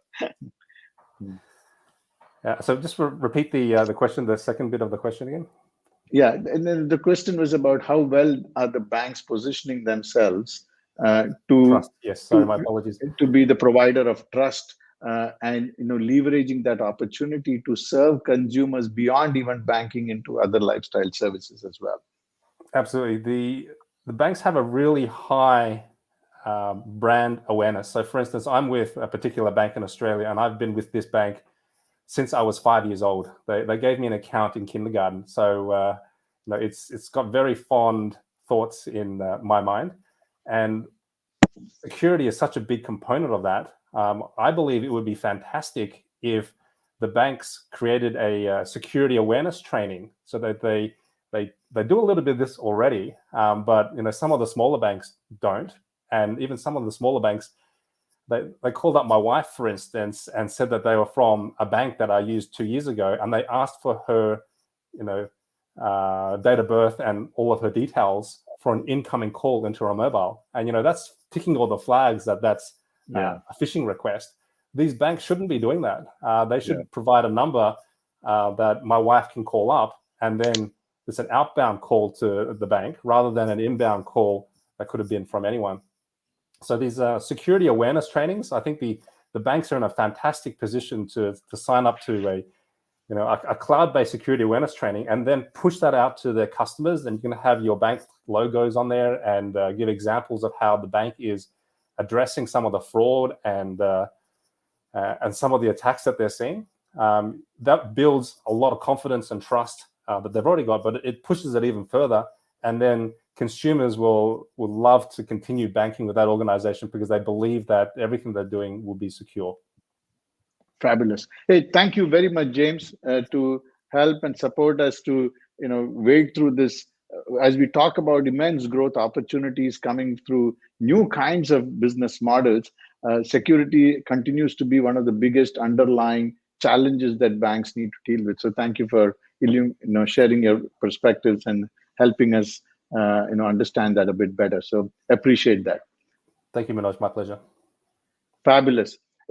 From the conversation on security, we now move on to one of the hottest markets in all of Asia, which is the neo-banking market, and particularly the Indian market has the maximum number of new neobanks that have come into play over the last maybe 4 or 5 years.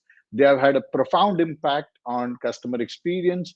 They have had a profound impact in helping opening up banking to a huge cross section of population in the country, both for SMEs as well as for consumers. And to lead that conversation, I want to bring back actually Varnika Goel, and she's going to be joined by two outstanding leaders. I'll leave it to Varnika to introduce them because she has worked with them and she's engaged with them for such a long time. So over to you, Varnika, for the next session. Thank you, Manoj. And certainly we saved the best for the last. And one of my favorite topics, it has been the talk of the town for a few years and it will continue to be. And neobanks have been disrupting the way the organization of products, services, as well as innovation is happening. And India stands at the hub of it with the maximum number of neobanks. And I have two very esteemed leaders joining me today, both of whom I've been speaking to for quite a few months now. And we keep debating about this topic about the future of neobanks. So please welcome Gaurav Goel, Group President and National Head of Yes Bank. Along with him, Vaibhav Joshi, co-founder and CEO of EasyPay. Thank you so much for joining in today. I think, as Manoj rightly said, and in the previous session, James also mentioned, right, building security and credibility and loyalty for customers has been a very important and integral part in the BFSI industry for quite a few years. And one of the things when neobanks came into the market was whether they'll be able to build that trust because they're completely virtual in nature. But they have created a remarkable presence, and that brings me to my first question to the both of you. How do you think that these neobanks have maintained that level of differentiation and been a strong competitor as well as a cooperative for introducing the concept of cooperation with the incumbents? Would like to take it, Vaibhav? Vaibhav, you're on mute. Yeah, Gaurav, you want to take it? You want me to take it? Yeah, so I may start. So thanks, Varnika. Thank you. And neo banking is something which is very close to my heart also. And I generally feel there is a requirement. Somebody need to bring in that competition, and which would require the incumbents to move, bring in more technology intervention in their offerings. But yes, so if I say what has happened till now, yes, India has now a lot of more than 30 neobanks are there in B2B, B2C space, and now I could further see that there is a vertical, niche segments they are picking up and developing those neo-banking solution around those ecosystems. I could see neo-banking developing in logistics space, maybe a neo-banking developing catering to even legal fraternity. So a lot of developments happening in the neo-banking space, and I could see the user experience definitely is improving, and the offerings they are bringing through the technology intervention are definitely bringing that efficiency is there, which they are bringing to the table, and because of that, the cost and the client acquisition cost, the cost of distribution and delivery of the services has drastically is coming down. So one, while the user journeys have improved, but and second, what they have helped is they have awakened the dinosaurs and they have made them think to adopt technology, adopt new solutions. Maybe the banking industry in India was never thinking of the cloud solutions, but now since because of these challenger banks, I would say The incumbents have also started thinking, adopting technology, and a lot of banks now have moved to cloud, or are they are moving many of their important services to the cloud. And so, one, challenger banks have definitely brought in new solutions and brought efficiency to the whole distribution. Second, they have also moved the whole banking fraternity, banking industry, and Right. incumbents. They have started thinking, and a lot of incumbents are now, trying to catch up with these challenger banks. This is how what I see in the industry happening as of now, while still early days. And but yes, these banks, challenger banks, are contributing on the both sides. So let me take a dig at that one, Vanika. Yeah. What I feel is, the word neobank is extremely hyped word. And I say True. extremely hyped because I see a lot of fintechs actually projecting or portraying themselves as neobanks in their pursuit of certain goal. Let's not talk about those goals. But the textbook definition of neobank, and having been a banker myself, I can tell you the textbook definition of neobank is a digital only bank. Now let us understand what is it that a bank does. Okay, a bank does banking. So a Yeah. neo banking would essentially hence mean digital only banking. Right. Okay. Now, since we are talking about the Indian context over here, India doesn't have regulations that can actually license a neobank. Hence, any incumbent who wishes to do neobanking in India has to actually ride on a licensed banking entity in the country. So that is how the neobanking scenario is placed in India. Now, yes, there are a lot of fintechs who are now becoming neobanks and launching the products in that manner, whether they are consumer centric products or whether they are MSME centric products. And the end to end journey of opening an account, servicing that account, and like Gaurav said, the acquisitions part, the distribution part, and the tech part. When you combine these two things, that's how a neobank gets created. On Right. the consumer side, India has four prominent neobanks. We talk about Jupiter, we talk about NeoX, we talk about Epify, and we talk about FreeOSave. These are the four prominent consumer neobanks in the country. They offer savings account which you can digitally open in under 2 minutes or 2.5 minutes. On the MSME side, there are a couple of entities which are coming up, including us. We have our launch in November. But if you Yeah. look at anything upwards of SME or a corporate or a government, it is very, very difficult for a neobank to actually come out with a digital only solution in this space because the regulations today do not allow that kind of an account to be opened only digitally. There is Right. always a physical leg involved, and thereby it defeats the textbook definition of neobanking. Now, Yeah. having said that context, and I would ask the viewers to pardon me because there is a certain amount of old school still in me while I'm running a fintech or trying to create a fintech. That old school always comes out before the new age entrepreneur comes out. So, but having said the context, Vernica, I feel that neobanks are the entities who are paving the way forward for two words: agility and nimble-footedness. Right. What the traditional banks lacked in the country was agility and nimble footedness when it came to execution and when it came to technology. Stemming from the fact that they are regulatory heavily governed institutions and so on. But these neobanks came into the market. They brought in a very, very simple process. They brought in a very, very simple UI.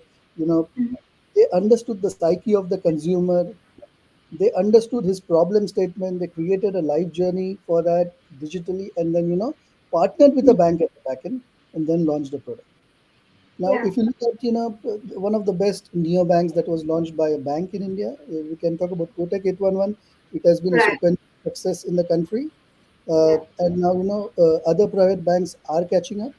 While a lot of the private banks are trying to partner with fintechs in the pursuit of launching a neobank, I feel Right. that the differentiator and the growth, and that was the question you had, would Yes. always be dependent on how relevant a neobank is catering to the requirement of the consumer in the simplest of the manner. Yeah. Okay. Now, maybe another 30 seconds on this, and then I'll pass it on again to you. So let's talk about, use case driven solutions. And Gaurav will remember this because, when I was with Yes Bank, we used to be colleagues. We used to go on customer calls together. I used to harp on this fact that, use case driven solution is going to be the need of the future. I'm talking about 5 years back when, we used to go on these calls. And that's what the neobanks are doing today. Yeah. If you talk about somebody who is serving a small merchant, then Mhm. somebody is actually digitizing that merchant's ledger.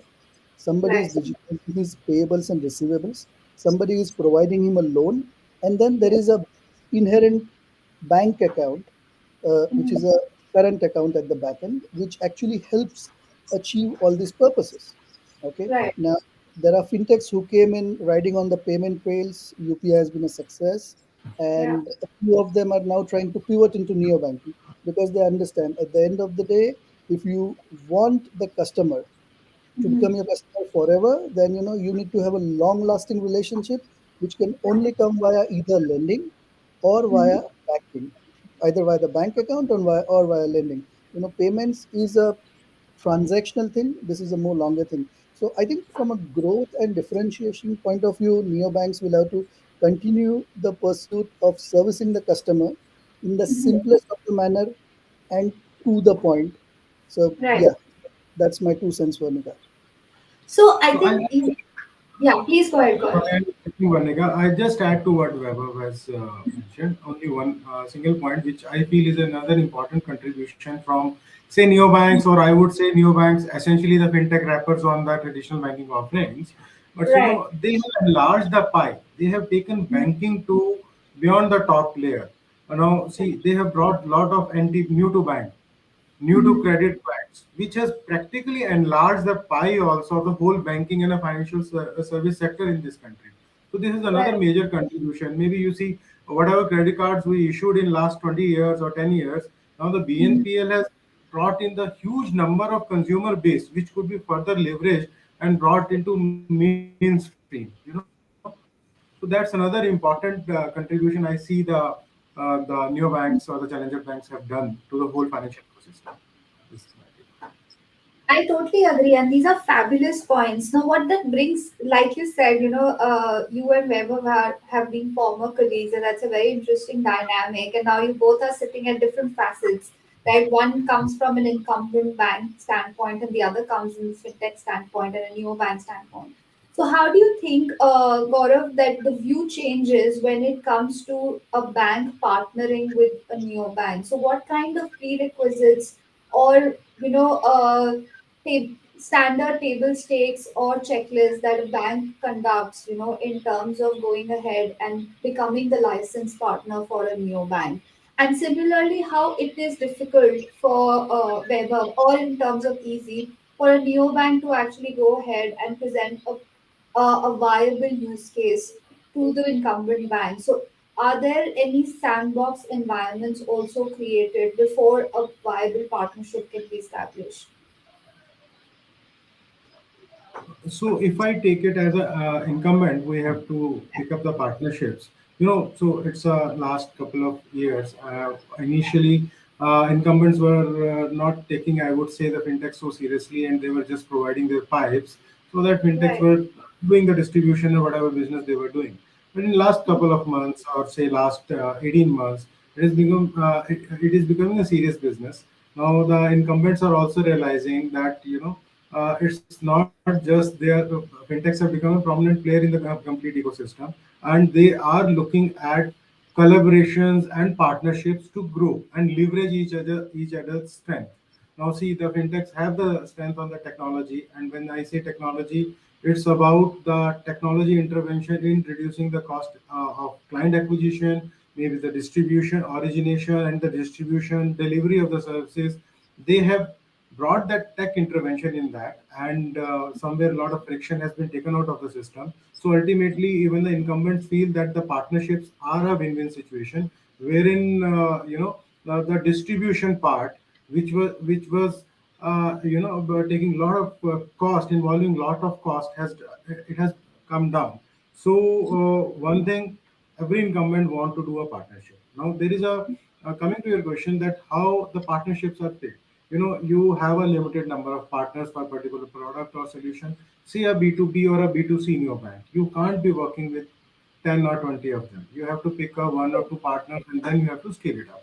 So now it depends on your incumbent's DNA, the target time they are looking at. If their target audience is millennials, then they have to pick a partnership which is more focused towards that.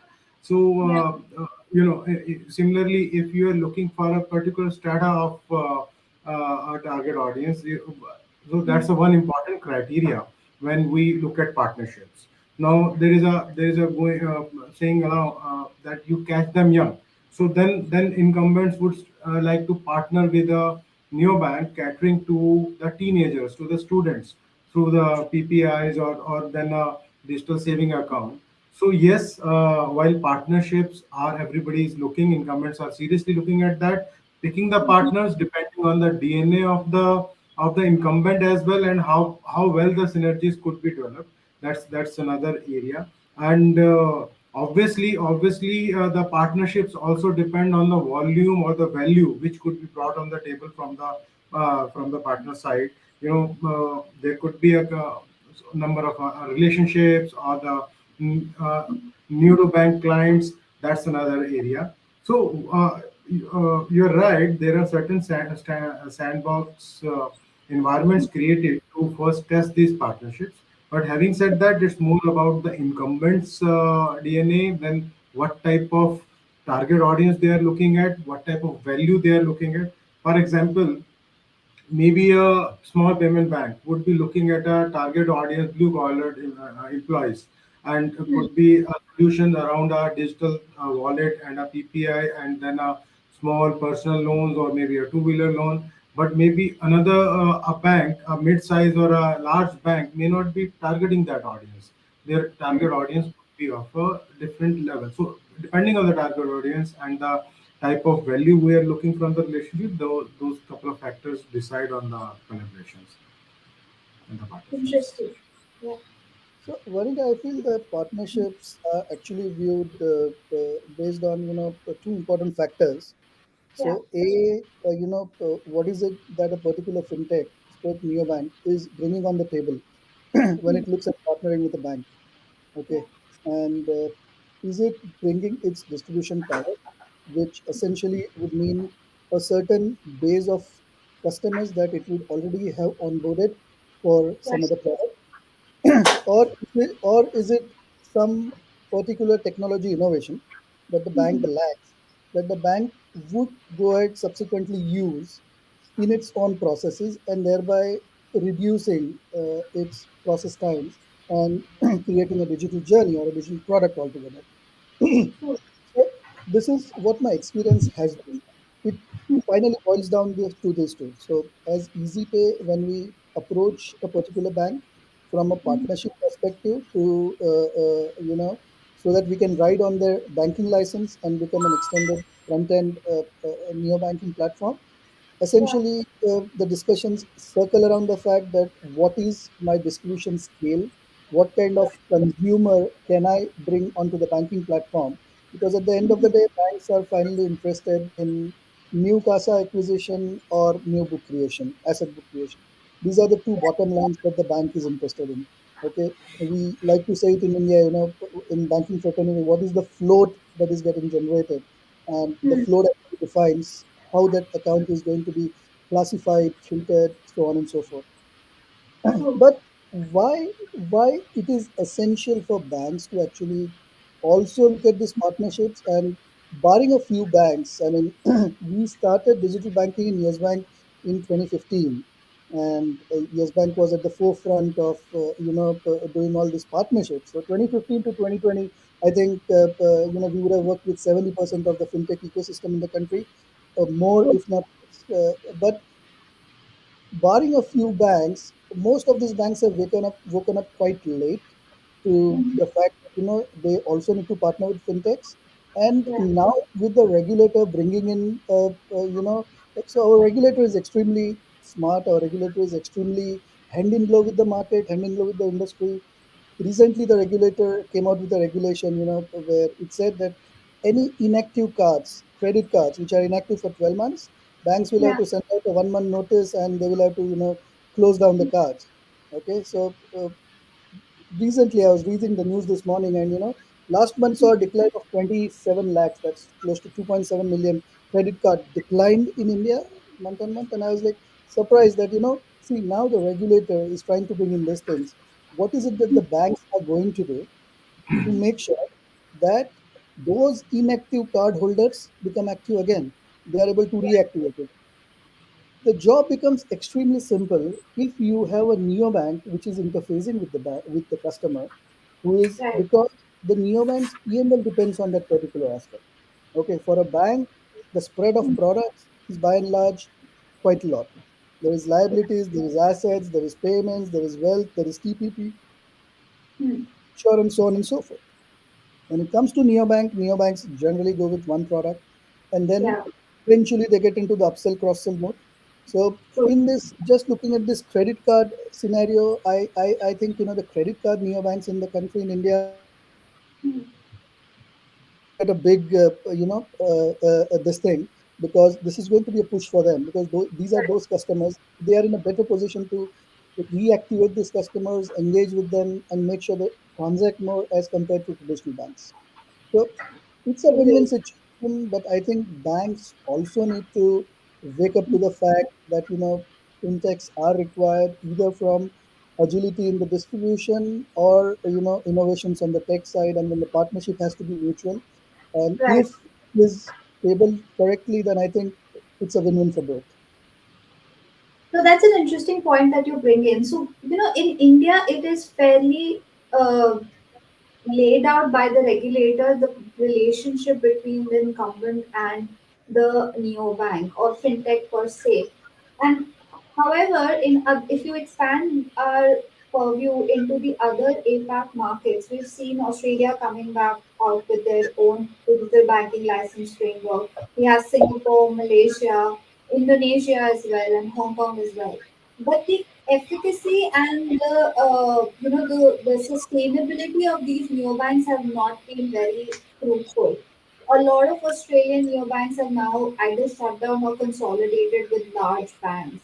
Whereas we also see that Singapore banks operate like technology-led banks, right? They primarily operate like digital-only banks, and they're doing everything in their capacity, whether it's their digital banking app, the BNPL proposition, establishing ecosystems like neobanks. So there's not necessarily a huge need in those markets to actually come up and bring about new innovation when it comes to neobanks servicing a particular product in a service category. So that brings me to the question that what kind of growth strategies do neobanks look at, and also from the fact that as Gaurav mentioned, that even incumbents have started stepping up into their shoes and trying to become more like digital only propositions. And we have already seen like the examples of 811 and SBI, in India, but we're also seeing it globally as well.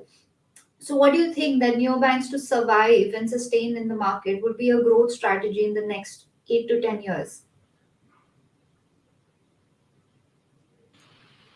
So, Varnika, let's look at it this way. Okay, if we are talking about neobank survival perspective, then Mhm.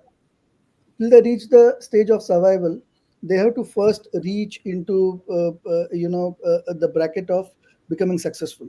Okay, Right. yes, I to the point that India as a country don't have regulations when it comes to regulating neobanks, and Mhm. by far, our Western counterparts and Eastern counterparts do have regulations, and neobanks are licensed. But Yeah. then let us also understand that why are these regulations really needed? Okay, the Mhm. regulations are needed only so that the neobank is actually in a better position to balance its books. It essentially is to make sure that the cost of funds come down drastically as compared to what it would be, Right. and then eventually they are able to get a better profit margin. Okay, uh, India is way ahead of a lot of the countries when it comes to digital banking. Yeah. So much so we are now exporting our products globally. And Yeah. with that background, what happens is Indian consumer is also very much evolved when it comes to banking. Okay, Right. and that is why even today 80% of our transactions, UPI transactions, actually Mhm. are from tier 2 and below. I don't know if you are aware of the stats, but 80% of UPI transactions are tier 2 and below. Okay, Mm. so I personally feel that in India, the type of geographical coverage that we have, the type of population that we have, the type of variety of consumers that are there, I don't Mhm. think we're facing the same problem that some of these countries that you mentioned have been facing on the profitability perspective. Right. Yes, profitability is important. Okay, Mhm. but what happens is when see the Indian consumer, he thinks so. Let's put it this way: if I was to say a Western consumer would think from an IQ perspective, the Indian consumer would think first from an EQ perspective. Indians generally are more emotional people. We think more from heart than from mind. So in Mm. India, in banking fraternity, well, it's globally, that word is there, but in India, in financial services, trust is Mm. extremely important. Now, the question for neobanks is how do they establish this trust? Now, if Right. you are able to establish that trust, then I Mhm. don't foresee any challenges when it comes to sustainability. Okay. Right. Let me give you a case in point. Let me give you an example of what EasyPay is doing in this space, and maybe it will serve as the right example. Okay. Mhm. So we service close to, we service MSMEs. There are 70 million MSMEs in the country. 95% are, they don't have very thin credit data. Right. Essentially, no CIBIL, they are new to credit, their CIBIL scores would be -1. So they Right. don't need lending. Okay. So what we do is we have a smart credit AI through which we actually give them lending. Okay. Through banking and NBFC partners at the back end, and we also open a bank account for them. It's a it's a Hmm. very integrated relationship that we build. Now we are close Right. to 4 million downloads. Okay, 2.5 million registered retailers, and interestingly, Hmm. these retailers, through the primary survey that we did with them, they are very clear that they are so happy working with us that they don't want to now approach a bank directly, because to go Yeah. to the bank doesn't have banks don't have mobile banking apps or internet banking for that particular category of current account, what we call as corporate net banking.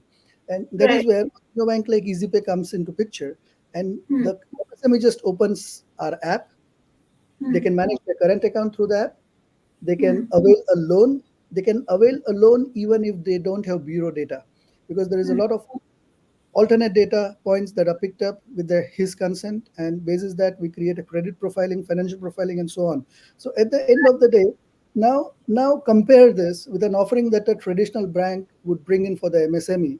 Okay, the Mhm. MSME would take 3 to 4 days to actually open a current account with the bank. In our case, Hmm. the current account gets open in 10 minutes. Okay, Right. the Yeah. moment he opens a current account, basis his cash flow, I actually push pre-approved loans to him. Now Yeah. that is a segment that is underserved. Now you try and tell me, Varnika, is this the Hmm. customer who is actually going to leave me and go to some bank? And the profitability response is by then there itself. Look at a Right. different point. Okay, we launched Neo X when during my days at Hmm. Equitas, and Hmm. we crossed 1 million consumers in first 9 months. We crossed close to Yeah. 1.7 million consumers in 15 months. And Yes. there again, the question came in, in all the reviews we used to discuss profitability. Okay. Hmm. Now, that neobank, the consumer neobank, was actually focused on millennials. Now, Right. millennials in India have access to a plethora of banks. Okay. Hmm. You go to, all the well-to-do suburbs in the country, and you will find a complex full of banks. There are 15 banks in the same complex. Yeah. So millennials have access to that. They have access to these fancy mobile banking apps, and all the fancy features that people like Gaurav are trying to bring in, targeting the customers. But at the end of the day, what is it that the millennial wants? A millennial Yeah. wants a different experience. So when that 10 seconds NeoX ad came during the World Cup and IPL, the Hmm. millennial felt slightly different. He downloaded it, he saw the experience was fantastic, and there now Though the millennial may have a 811 account, though he may have a Yes Bank account, that Yeah. same app allowed him to split his bills. The same app True. allowed him to do a lot of things. And I keep on giving this example every time, but I'm going to, at the cost of sounding like a broken horn, give this example. A very interesting feature that NeoX was that, if you're spending something, if say we are having pizza, the three of us, and I pay 1,500 rupees for the pizza, okay, Hmm. so generally a guilt comes in that, hey, I've spent so much. It gives Hmm. me a Tinder kind of a right swipe right, Hmm. the mutual fund of 150 rupees, 10% of that. I just swipe right and the mutual fund is booked. So my guilt feeling actually goes away. Hey, I have also saved. Right. Okay. You're playing on the emotional quotient here. Absolutely, absolutely. And the experience, he says, hey, Yeah. so what if I treated Vanika and Gaurav to pizza, I also made Hmm. a mutual fund investment of 150 rupees. And that's not Right. bad because the experience part of it, the emotion part of it, everything is clubbed into that. Okay. So Got it. I think also, sorry, 10 more, 20 more seconds on this point. Hmm. Data is extremely important, and how you use this data to Hmm. provide personalized, customized offerings is also key. We That's, introduced a yeah. 49 rupees sachet insurance, a Mm-hmm. 49 rupee premium sachet insurance as a part Mm-hmm. of our strategy, and consumers picked up. In fact, they called up saying that, guys, we give us a wider coverage, we are ready to pay even 199. Okay, and Right. we the product 49, 99, Mm. 149, 199. So That's actually very brain fiery for Indian customers, I would say, because this essentially fires up their emotional aspect and customer experience, which they haven't gotten in the past, becomes a key integral factor for success, right? I So think, imagine yeah, this: your mobile banking app is open, okay, on your hand, and then right. you have a peeping tom right next to you is trying to check what is your balance. You realize Mm. that what you do is you just swipe your hand like this in front of the Yeah, camera, and the balance goes away. yeah. There is some smiley coming up, and the Mhm. moment the peeping tom goes out, you anti-clockwise swipe your hand, and the balance comes up. This is a Right. live feature in NeoX. It's the consumer neobank in India. Look at Yeah, that experience and compare it to the experience of the other traditional banking apps that you have. true, true. No, phenomenal, phenomenal. I think Gaurav has some thoughts, and I think we have to wrap up because we've crossed our time. But it's such an interesting topic to discuss, and I'm always super excited. But let's hear from Gaurav, and then we can have a quick wrap up before we close the event. Yeah. No, thank you, Anika. So again, every business has to be sustainable and a profitable business, and Yeah. the same goes for the new banks and the challenger banks. They have to create the bottom lines. So, and our my experience says that a lot of reports says 400 neobanks in globally, and 5% have just broken even, and many are shutting down the businesses.